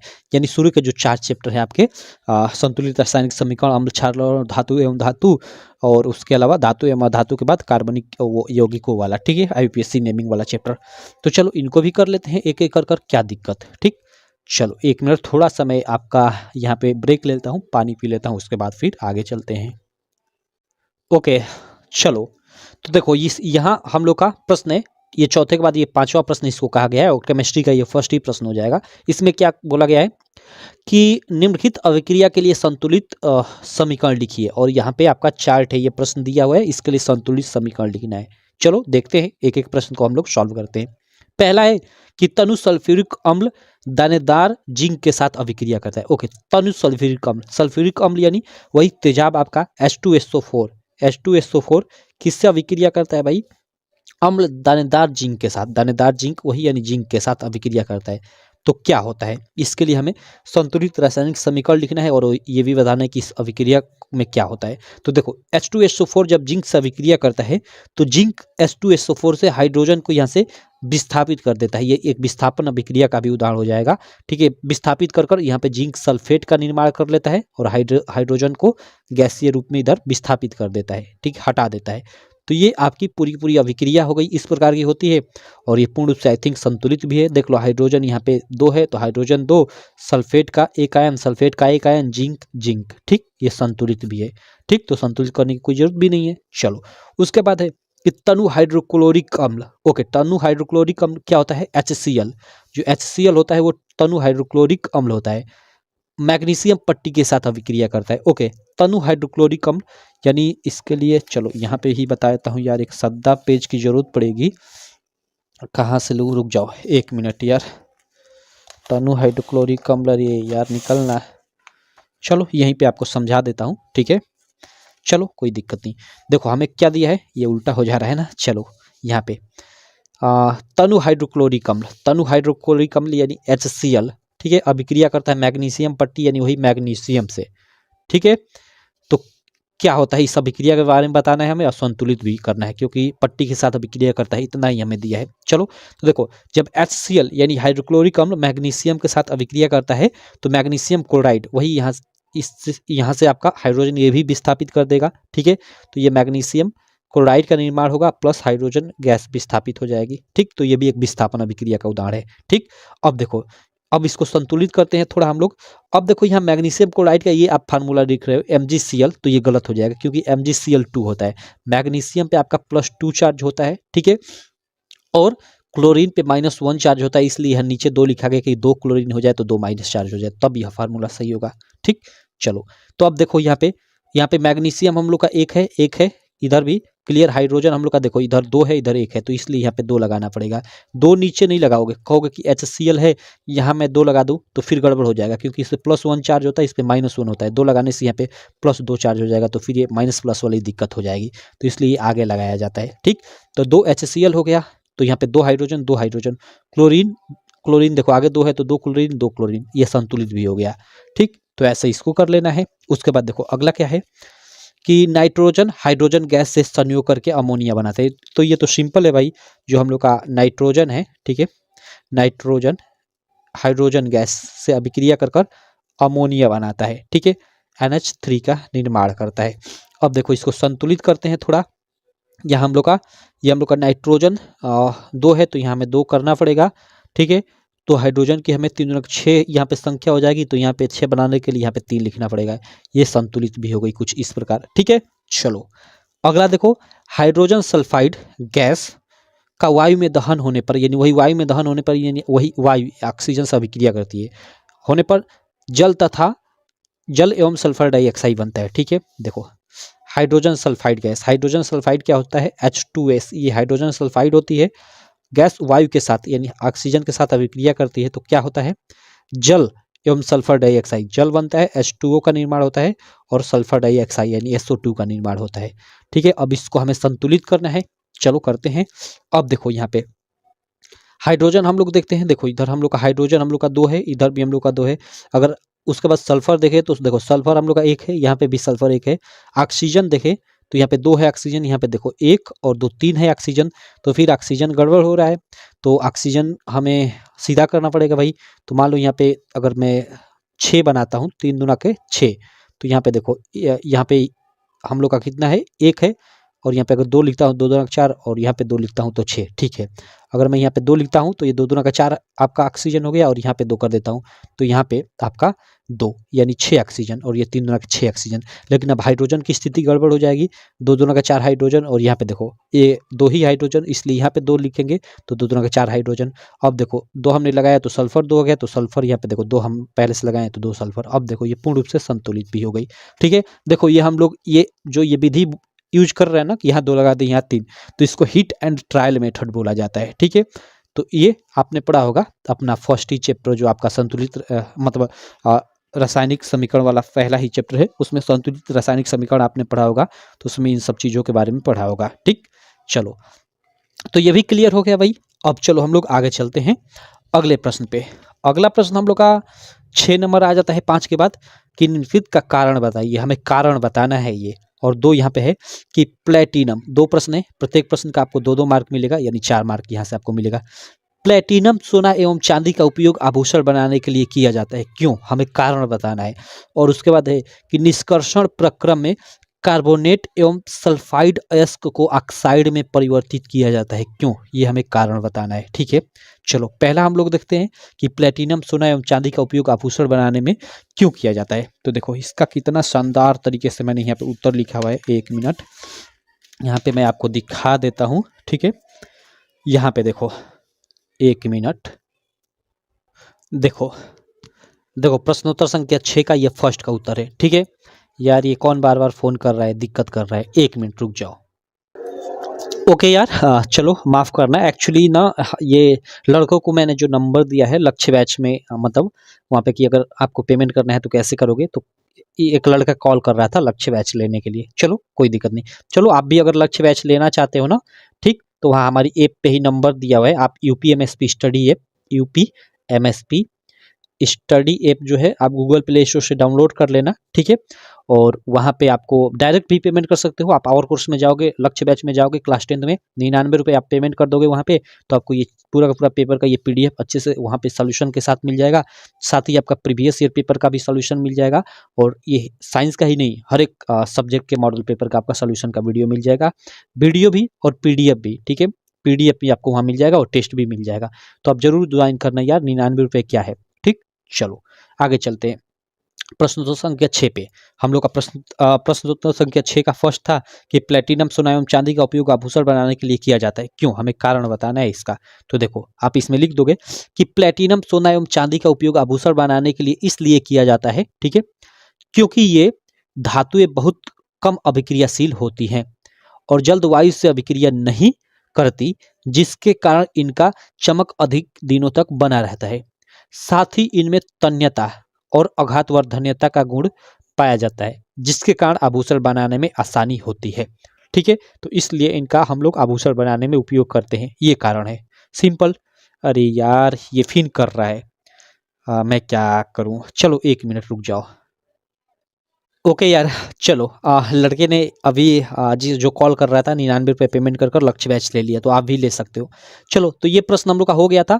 अब देखो इसमें जो सेकंड प्रश्न बनता है कि निष्कर्षण प्रक्रम में, यानी धातु निष्कर्षण प्रक्रम में कार्बोनेट एवं सल्फाइड जो अयस्क होते हैं उनको ऑक्साइड में परिवर्तित किया जाता है पहले, ऐसा क्यों किया जाता है, ये हमें कारण बताना है। तो देखो यहाँ पे इसका उत्तर लिखोगे कि धातु निष्कर्षण प्रक्रम में कार्बोनेट एवं सल्फाइड अयस्क को ऑक्साइड में परिवर्तित इसलिए किया जाता है क्योंकि धातु कार्बोनेट और धातु सल्फाइड से सीधे धातु प्राप्त करना कठिन होता है, क्लियर, इसलिए उन्हें पहले धातु ऑक्साइड में बदला जाता है और फिर उनसे धातुएं प्राप्त कर ली जाती हैं। ऐसे लिख दो, आपका इसका जो भी मार्क था 2 मार्क था ना, 2 मार्क मिल जाएगा, और इसका 2 मार्क, 4 मार्क आपका मिल जाएगा इस प्रश्न के लिए, ठीक, प्रश्नोत्तर संख्या 6 के लिए। देख सकते हो कितना अच्छे से कारण दोनों का दोनों मतलब लिखा गया है। चलो आगे चलते हैं, अगला प्रश्न देखते हैं। अगला प्रश्न, ओके, प्रश्नोत्तर संख्या 6 के बाद प्रश्नोत्तर संख्या 7, इसमें फर्स्ट, सेकंड और थर्ड 3 प्रश्न है। चलो तीनों को कर लेते हैं। और ये आपका 6 मार्क वाला प्रश्न है, 2+2+2 यानी 6 मार्क इसका मिलेगा।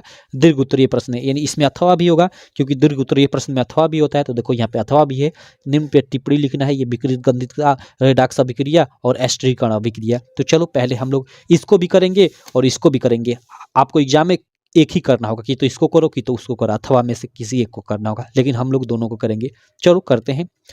देखो इसमें पहला प्रश्न है 7वें में कि सहसंयोजी आबंध किसे कहते हैं। सहसंयोजी आबंध के 2 लक्षणों को लिखिए। चलो यहाँ पे देखो आप लोग लिख दो कि ऐसे, प्रश्नोत्तर संख्या 7 का ये फर्स्ट में, कि 2 परमाणुओं के बीच इलेक्ट्रॉन के साझेदारी द्वारा बनने वाला जो आबंध होता है ना, वही सहसंयोजी आबंध होता है। तो 2 परमाणुओं के बीच इलेक्ट्रॉन के साझेदारी द्वारा बनने वाला आबंध सहसंयोजी आबंध कहलाता है। ऐसे लिख दो। और उसके बाद लिख दो कि सहसंयोजी आबंधों के 2 लक्षण निम्न है। और फर्स्ट लिख दो कि इनका गलनांक व क्वथनांक कम होता है। और सेकंड लिख दो कि ये उष्मा और विद्युत के कुचालक होते हैं। आप इसका इतना लिखने का 2 मार्क आपको मिल जाएगा। ठीक, अब चलो उसके बाद क्या है, उसके बाद है कि निम्नलिखित यौगिकों के IUPAC नाम लिखिए। ये IUPAC नाम लिखना है इनका, CH3 CH2 CHO, इनका IUPAC नाम लिखना है हमें। ये ए है और ये बी है, यानी इसका देखो ये 2 मार्क का पूरा प्रश्न है और इसमें 2 प्रश्न है, तो 1-1 मार्क आपका इसका मिलेगा। तो चलो CH3 CH2 CHO और यहाँ पे CH3 CO CH3 लिखना है, इनका हमें IUPAC नाम। तो देखो यहाँ CHO जुड़ा है। CHO मीन्स क्या होता है, ये आपका एल्डिहाइड ग्रुप होता है। ठीक है, क्या होता है भाई, ये आपका एल्डिहाइड ग्रुप होता है, एल्डिहाइड CHO। ठीक, अब देखो कार्बन कितना है, 1 2 3 कार्बन है। तो carbon 3 means meth eth prop. ठीक है, क्या हो जाएगा, प्रोप हो जाएगा। क्लियर। अब देखो अब यहाँ पे प्रोप हो जाएगा 3, मतलब कार्बन है तो, और हर जगह सिंगल बॉन्ड है तो इसमें एल्केन N जुड़ेगा भाई। ठीक, क्योंकि एल्केन ग्रुप हो जाएगा। ठीक, तो ये प्रो प्लस N मिलकर प्रोपेन हो जाएगा। और ये आपका CHO यानी आपका क्या जुड़ा है भाई, एल्डिहाइड ग्रुप जुड़ा है, तो फिर आपका प्लस अल हो जाए, मतलब एल्डिहाइड में क्या लगता है, अल लगता है। ठीक, तो अब देखो प्रोपेन, ये दोनों मिलकर आपका क्या हो जाएगा, प्रोपेन, और प्लस ये अल बचता है और फिर ये जुड़ेगा तो आपका क्या हो जाएगा, प्रोपेनल। ठीक है भाई, तो इसका IUPAC नाम क्या हो जाएगा, प्रोपेनल। सिंपल, इतना आपको ये बताने की जरूरत नहीं है। आप देख लो कि हर जगह सिंगल बॉन्ड है और 1 2 3 कार्बन है, तो भाई मेथ एथ प्रोप, यानी ये प्रोपेन हो गया। और यहाँ पे मतलब CHO जुड़ा है एल्डिहाइड ग्रुप, तो उसमें अल जुड़ता है अंत में, तो ये प्रोपेन में अल जुड़ेगा तो प्रोपेनल हो जाएगा। ठीक, चलो अगला यहाँ पे देखो, ये वाला सेकेंड वाला, इसमें CH3 CO CH3 है, ये थोड़ा मस्त है। ठीक है, क्या है यहाँ पे देखो CH3, यहाँ पे देखो CH3 single bond CO single bond CH3। देखो इसको आप फैला भी सकते हो, ये जैसे कार्बन है तो यहाँ पे इसके साथ ये हाइड्रोजन 3 है तो 3 इधर हाइड्रोजन लगा सकते हो। ये देखो CO है, मतलब कार्बन के साथ ये ऑक्सीजन। CO किसका होता है, यह कीटोन का क्रियात्मक समूह होता है भाई। ठीक है, जैसे CO और इधर आपका एल्किल समूह, जैसे CH3 जुड़ा है और इधर भी आपका एल्किल समूह। इसको ऐसे भी दर्शाया जाता है कि कार्बन के साथ डबल बॉन्ड के साथ ऑक्सीजन और इधर एल्किल समूह दोनों तरफ जुड़ा होता है, तो ये आपका कीटोन होता है। ठीक है, अब देखो इसमें देखो हमें क्या दिया है, CH3 CO CH3।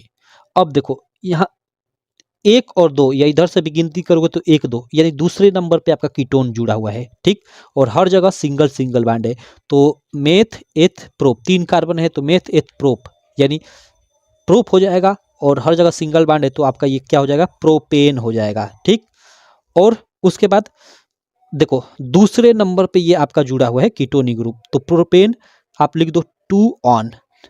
ऑन किस लिए लिखोगे, या ऑन भी लिख सकते हो क्योंकि ये कीटोन ग्रुप है, अंत में उसमें ऑन जुड़ता है, तो प्रोपेन 2 ऑन। ठीक, ऐसे लिख दो, आपका काम हो गया।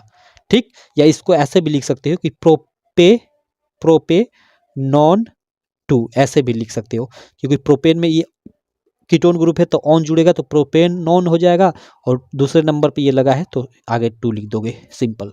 तो ये आपका देखो यहाँ पे लिखा गया, पहले प्रोपेनल और दूसरा प्रोपेन 2 ऑन, या इसको प्रोपेनॉन 2 भी लिख सकते हो, सिंपल सा। ठीक, चलो भाई, तो ये दोनों का IUPAC नाम आपने लिख लिया, ये जो आपकी संरचना दी थी। अब हम लोग आगे चलते हैं, अगला प्रश्न देखते हैं। 7वें का ये फर्स्ट सेकेंड हो गया, थर्ड वाला यह क्या है कि कठोर जल को साबुन से उपचारित करने पर झाग के निर्माण को समझाइए। ठीक है, छोटा सा प्रश्न है तो छोटा सा ही उसका उत्तर लिखेंगे, हालांकि इसका एक बहुत सा बड़ा उत्तर आता है 4 मार्क का। ठीक है, देखो ओके, चलो। तो कठोर जल को साबुन से उपचारित करने पर झाग के निर्माण को समझाइए। अब देखो यहाँ पे इसका कैसे उत्तर लिखोगे। 2 मार्क का प्रश्न है तो 2 मार्क ही जैसा उत्तर लिखोगे। देखो ऐसे लिखोगे, ठीक। थर्ड वाले का उत्तर कि कठोर जल में कैल्शियम और मैग्नीशियम के घुलनशील लवण होते हैं। जब साबुन से ये लवण क्रिया करते हैं तब एक अघुलनशील पदार्थ बनाते हैं जिसे हम लोग स्कम या झाग कहते हैं। इतना लिख दोगे और उसके बाद ये उदाहरण के तौर पे ये 2 उदाहरण मैंने लिखा है, एक ही आप लिख दोगे तो आपका काम चल जाएगा। जैसे देखो ये आपका C17H35COONA ये एक साबुन का सूत्र है, ठीक है। ये साबुन है, ये तो 2 आगे मान लो संतुलित करने के लिए लगाया गया है। तो C17H35COONA ये साबुन है, इसके साथ ये कैल्शियम लवण देखो अभिक्रिया कर रहा है। तो इसके बाद क्या होता है कि C17H35COO ट्वाइस Ca ये कुछ इस प्रकार बनता है। इसी को हम लोग स्कम या झाग बोलते हैं। और यहाँ जो सोडियम के आयन है वो विस्थापित इस प्रकार हो जाते हैं इससे। क्लियर है। तो इसको आप लिख दो, ये उदाहरण लिख दो, या यहाँ पे ये आप लोग देख लो ये उदाहरण लिख दो। जैसे ये आपका साबुन है और यहाँ पे मैग्नीशियम आपका मतलब लवण है, तो यहाँ सिंपल है कि यहाँ पे मैग्नीशियम आएगा, जैसे यहाँ पे कैल्शियम आ रहा था और यहाँ पे इससे आपका सोडियम आयन विस्थापित हो जाएगा। तो ये 2 उदाहरण है, दोनों में से कोई एक आप लिख दो, ठीक है। कि कठोर जल में कैल्शियम और मैग्नीशियम के घुलनशील लवण होते हैं। जब साबुन से ये लवण क्रिया करते हैं तब एक घुलनशील पदार्थ बनाते हैं जिसे स्कम या झाग कहते हैं। तो देखो ये साबुन है, ये साबुन है, ये आपके कैल्शियम का लवण और ये मैग्नीशियम का लवण हो गया, ठीक। अब देखो ये अभिक्रिया कर रहे हैं तो यहाँ पे ये झाग या वही आपका स्कम का निर्माण कर रहे हैं, सिंपल सा। तो आप ये लिख दो, इसका ये दोनों में से कोई एक लिख दो या दोनों लिख दो, आपको यहाँ से इसका 2 मार्क मिल जाएगा, ठीक। चलो वही, तो ये भी क्लियर हो गया आपका प्रश्न, प्रश्नोत्तर संख्या 7। अब हम लोग प्रश्नोत्तर संख्या 8 देख लेते हैं। प्रश्नोत्तर संख्या 8 में देखो आपको ओके, प्रश्नोत्तर संख्या 8 नहीं, इसका अथवा वाला देख लेते हैं। तो अथवा वाला में देखो विकृत गंधिका है, रेडॉक्स अभिक्रिया है और स्टिरीकरण है। तीनों को हम लोग फटाक से देख लेते हैं। विकृत गंधिता क्या होती है, आप सब लोग जानते हो कि तैल अथवा वसायुक्त खाद्य पदार्थों का उपचयित होकर अपने स्वाद एवं गंध को बदल लेने की प्रक्रिया विकृत गंधिता कहलाती है। उपचयित होकर मीन्स जहाँ ऑक्सीजन की वृद्धि हो जाए भाई, मतलब ये ऑक्सीजन से अभिक्रिया कर और मतलब अलग ही एक मतलब विकृत हो जाते हैं, खराब गंध देने लगते हैं, उसी को विकृत गंधिता बोलते हैं। जैसे चिप्स होता है, देखते हो अगर चिप्स के पैकेट में नाइट्रोजन गैस भरा होता है जिससे वो ऑक्सीजन से क्रिया ना करे और अच्छे से पैकिंग होता है, आप चिप्स को फाड़ कर और छोड़ दोगे ना 2-3 दिनों तक, तो वो ऑक्सीजन से विक्रिया कर और उसमें से एक अलग ही प्रकार की गंध आने लगेगी, ठीक है। तो वही यहाँ पे मतलब है सिंपल, उसी को विकृत गंधिता कहेंगे। तो तैल अथवा वसायुक्त खाद्य पदार्थ का उपचारित होकर यानी वही ऑक्सीजन से अभिक्रिया कर, ठीक है, अपने स्वाद एवं गंध को बदल लेने की प्रक्रिया ही विकृत गंधिता कहलाती है, ठीक। उसके बाद रेडॉक्स अभिक्रिया था। तो रेडॉक्स अभिक्रिया आप जानते हो कि जिसमें उपचयन और अपचयन दोनों अभिक्रियाएं शामिल हो। तो ऐसी अभिक्रिया जिसमें अपचयन व उपचयन दोनों प्रकार की अभिक्रियाएं शामिल हो, रेडॉक्स अभिक्रिया कहलाती है। अपचयन मीन्स जहां ऑक्सीजन की कमी हो जाए और उपचयन मीन्स जहां ऑक्सीजन की वृद्धि हो जाए। तो देखो यहाँ देखो CuO उदाहरण के तौर पे कॉपर आपका ऑक्साइड और हाइड्रोजन लिया गया है, ठीक है। कॉपर ऑक्साइड हाइड्रोजन से अभिक्रिया करता है तो कॉपर और जल बनाता है। तो देखो यहाँ कॉपर ऑक्साइड से यहाँ पे क्या हो जा रहा है, कॉपर हो जा रहा है, यानी यहाँ पे ऑक्सीजन की कमी हो जा रही है। तो कमी हो जा रही है तो यहाँ क्या हो रहा है, अपचयन हो रहा है भाई, ठीक। और यहाँ पे देखो हाइड्रोजन था, हाइड्रोजन से यहाँ पे आपका H2O यानी ऑक्सीजन की वृद्धि हो गई है तो यहाँ उपचयन हो गया है। तो यहाँ अपचयन उपचयन एक ही अभिक्रिया के अंतर्गत हो रहा है, तो यह एक प्रकार का आपका रेडॉक्स अभिक्रिया का उदाहरण हो जाएगा, ठीक। चलो उसके बाद थर्ड वाला स्टिरीकरण अभिक्रिया, ठीक है। स्टिरीकरण अभिक्रिया का हमें लिखना है कि क्या है, इस पे टिप्पणी। तो स्टिरीकरण अभिक्रिया आप हेडिंग बना लो, इसमें लिखो कि सांद्र सल्फ्यूरिक अम्ल यानी वही H2SO4 तेजाब, ठीक है। तो सांद्र सल्फ्यूरिक अम्ल की उपस्थिति में कार्बनिक अम्लों एवं एल्कोहलों के बीच अभिक्रिया के फलस्वरूप एस्टर बनने की प्रक्रिया को स्टिरीकरण कहते हैं। जैसे देखो ये आपका एक यहाँ पे देखो आपका कोई भी जैसे एसिटिक अम्ल है, ठीक है, कार्बनिक अम्ल है, ठीक है। ये एथिल अल्कोहल से यानी अल्कोहल से अभिक्रिया कर रहा है, किसकी उपस्थिति में, सांद्र सल्फ्यूरिक अम्ल H2SO4 की। तो यही लिखा गया ना कि सांद्र सल्फ्यूरिक अम्ल की उपस्थिति में कार्बनिक अम्लों एवं अल्कोहलों के बीच अभिक्रिया। तो ये कार्बनिक अम्ल हो गया CH3COOH क्योंकि इसमें कार्बन है, और ये आपका अल्कोहल हो गया C2H5OH, ठीक है।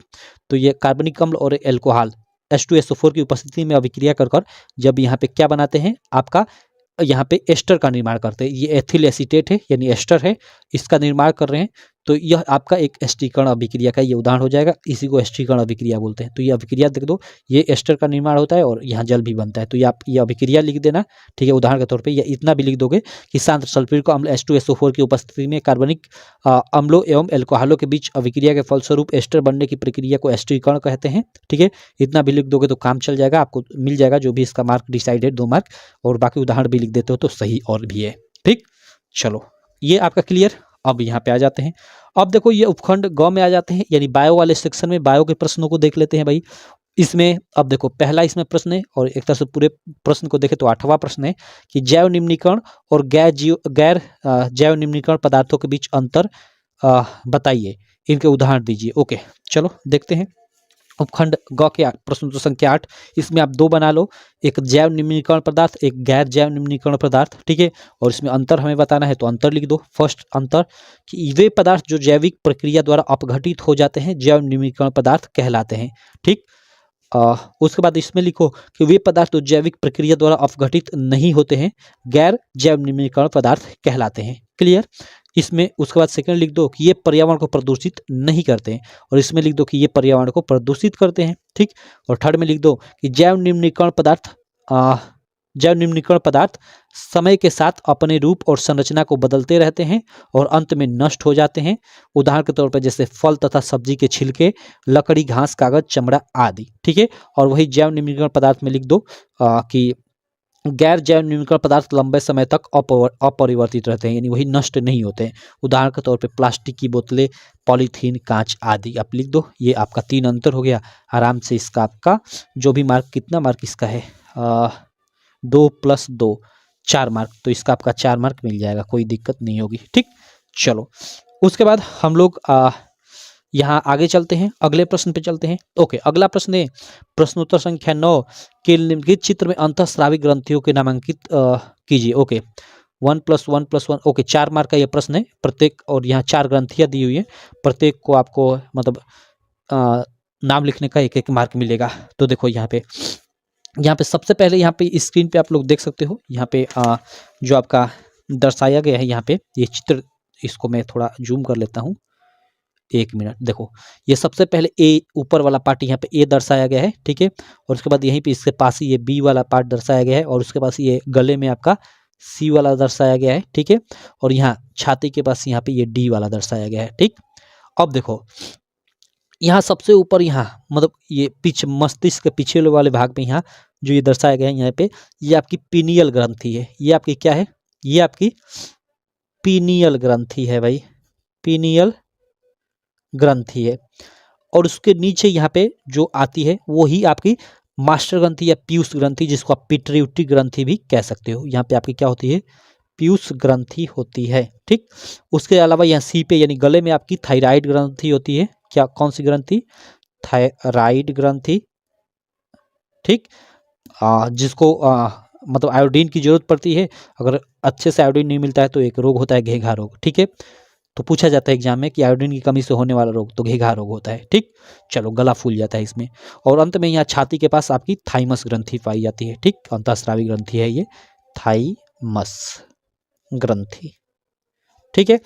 तो ये चारों के नाम आप याद रखना, ये किसी ना किसी पेपर सेट में ये फिगर देगा और ये चारों का चारों नाम पूछेगा। 7 आपके 2024 में भी पेपर सेट आएंगे, जैसे 2023 में 7 पेपर सेट आए थे, 2024 में भी 7 पेपर सेट आएंगे।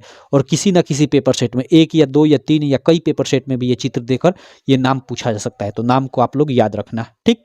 चलो भाई आगे चलते हैं, अगले प्रश्न पे हम लोग चलते हैं। अगला प्रश्न आप स्क्रीन पे देख सकते हो मेरे भाई, प्रश्नोत्तर संख्या 10। ये क्या है? इसमें ये आपका ये पूरा पूरा ये लेख लिखा है। इस लेख को आपको पढ़ना है, ये भी 4 मार्क का प्रश्न है। और इस लेख को पढ़कर ये 2 प्रश्नों का उत्तर देना है कि लिंग निर्धारण वंशानुगत कैसे हो सकता है, और उसके बाद कि मानव में बच्चे का लिंग निर्धारण कैसे होता है। तो आप इसको पढ़ते रहे ना, इसका उत्तर इसमें भी आपको मिल जाएगा।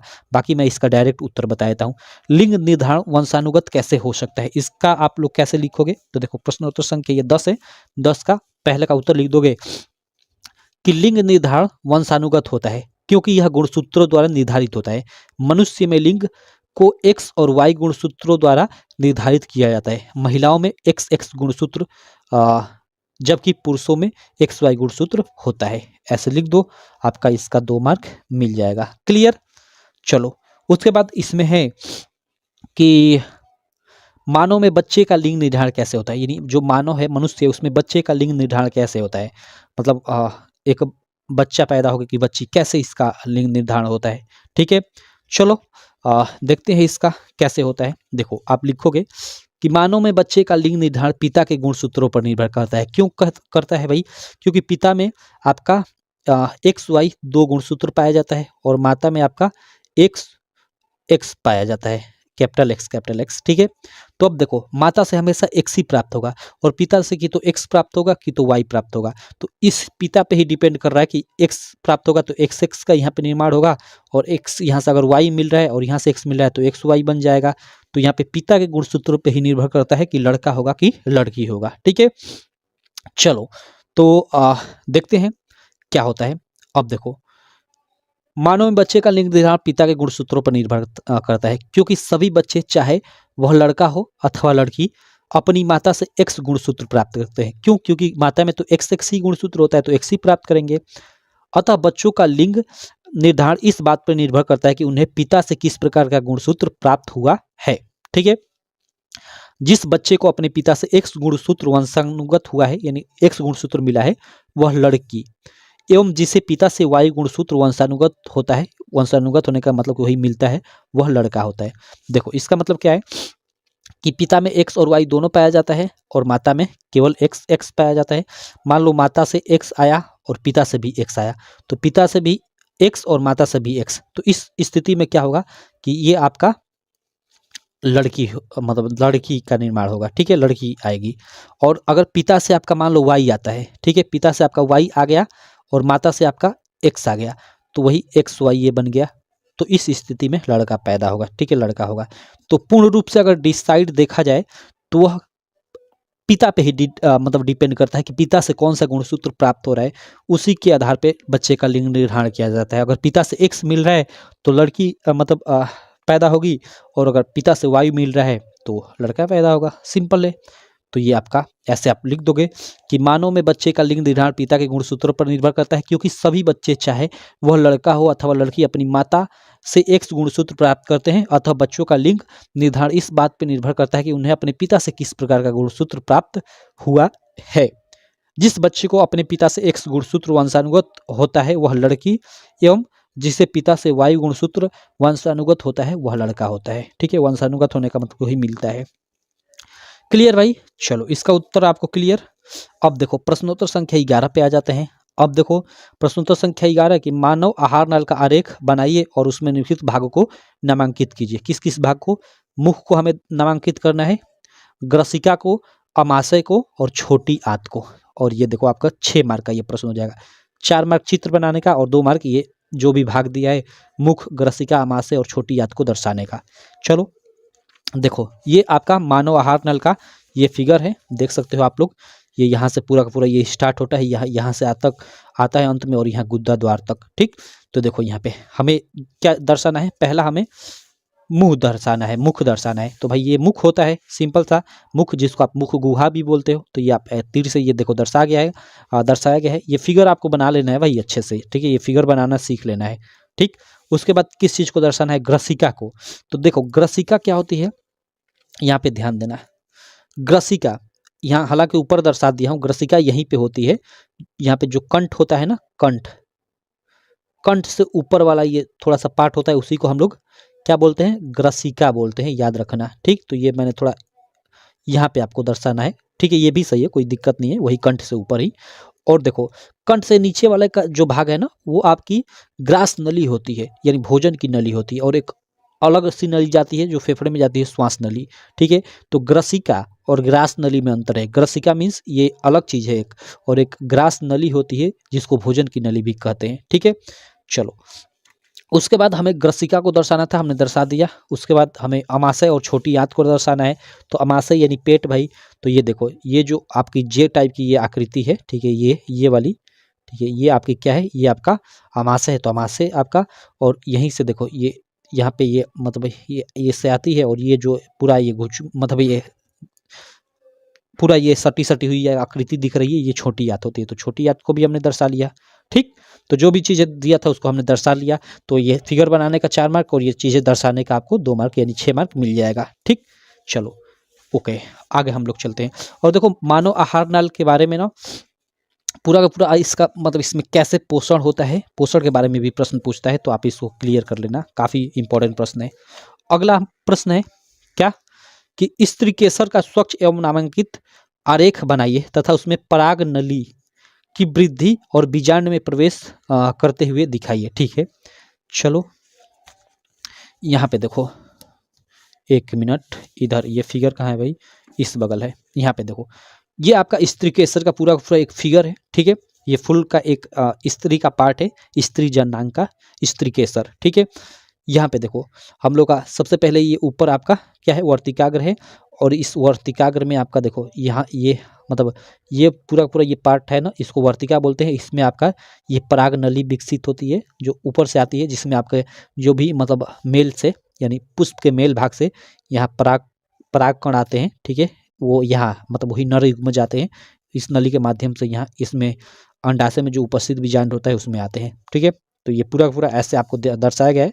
ये ऊपर आप दर्शा दो, ये वर्तिका है, ये आप सॉरी ये वर्तिकाग्र है, ये वर्तिका है, ये आपकी पराग नली है, और इसमें आप दर्शाना चाहते हो तो देखो यहाँ छोटा सा एक बिंदी टाइप का दे दो और इसमें लिख दो कि ये नर युग्मज है। ठीक है, चलो इस तरह नर युग्मज आता है, और यहाँ और ये पूरा ये अंडाशय है, और अंडाशय में आपका उपस्थित होता है ये बीजांड, जिसमें आपके मतलब मादा एक तरह से युग्मज होते हैं, और ये नर युग्मज यहाँ से आ जाता है इसमें, और मादा युग्मज से ये संलयन कर एक नए फल का या पुष्प का निर्माण करता है। सिंपल, तो ये आपका यहाँ पे बीजांड होता है। तो जो चीज़ें इस प्रकार का अगर आ जाए तो ये इस प्रकार का फिगर बनाकर आप ये चीज़ें दर्शा देना। ये स्त्री केसर का चित्र है, ठीक, जो एक पुष्प का स्त्री जननांग है, स्त्री जनन भाग है। क्लियर है भाई, तो इसको आप ऐसे बनाकर चीज़ों को दर्शा देना। आपको इसको कितना 6 मार्क, यार इसका 6 मार्क आपको मिलेगा, क्योंकि इसका अथवा है, ये वाला करो ये वाला करो, ठीक, तो इसका भी 6 मार्क मिलेगा। ठीक, तो आप देख लेना, हाँ इसको अच्छे से पढ़ लेना। ठीक, इस पूरे मॉडल पेपर को आप अच्छे से पढ़ लेना, याद कर लेना, क्योंकि इससे आपके एग्जाम में डायरेक्ट टू डायरेक्ट क्वेश्चन आने वाले हैं। ठीक, चलो मैं मिलता हूँ आपसे नेक्स्ट वीडियो में। बाकी आप अगर लक्ष्य बैच अभी तक ज्वाइन नहीं किए हो तो आप हमारी ऐप डाउनलोड कर लेना, यूपीएमएसपी स्टडी प्ले स्टोर से, और वहाँ पे आप लक्ष्य बैच ज्वाइन कर लेना। वहाँ पे पूरा ये अच्छे से ये पूरा ये पीडीएफ में आपको सॉल्यूशन मिल जाएगा, जिससे आप आसानी से आप चीज़ों को याद कर सकोगे। ठीक है, चलो तो मैं मिलता हूँ आपसे नेक्स्ट वीडियो में, तब तक के लिए थैंक यू।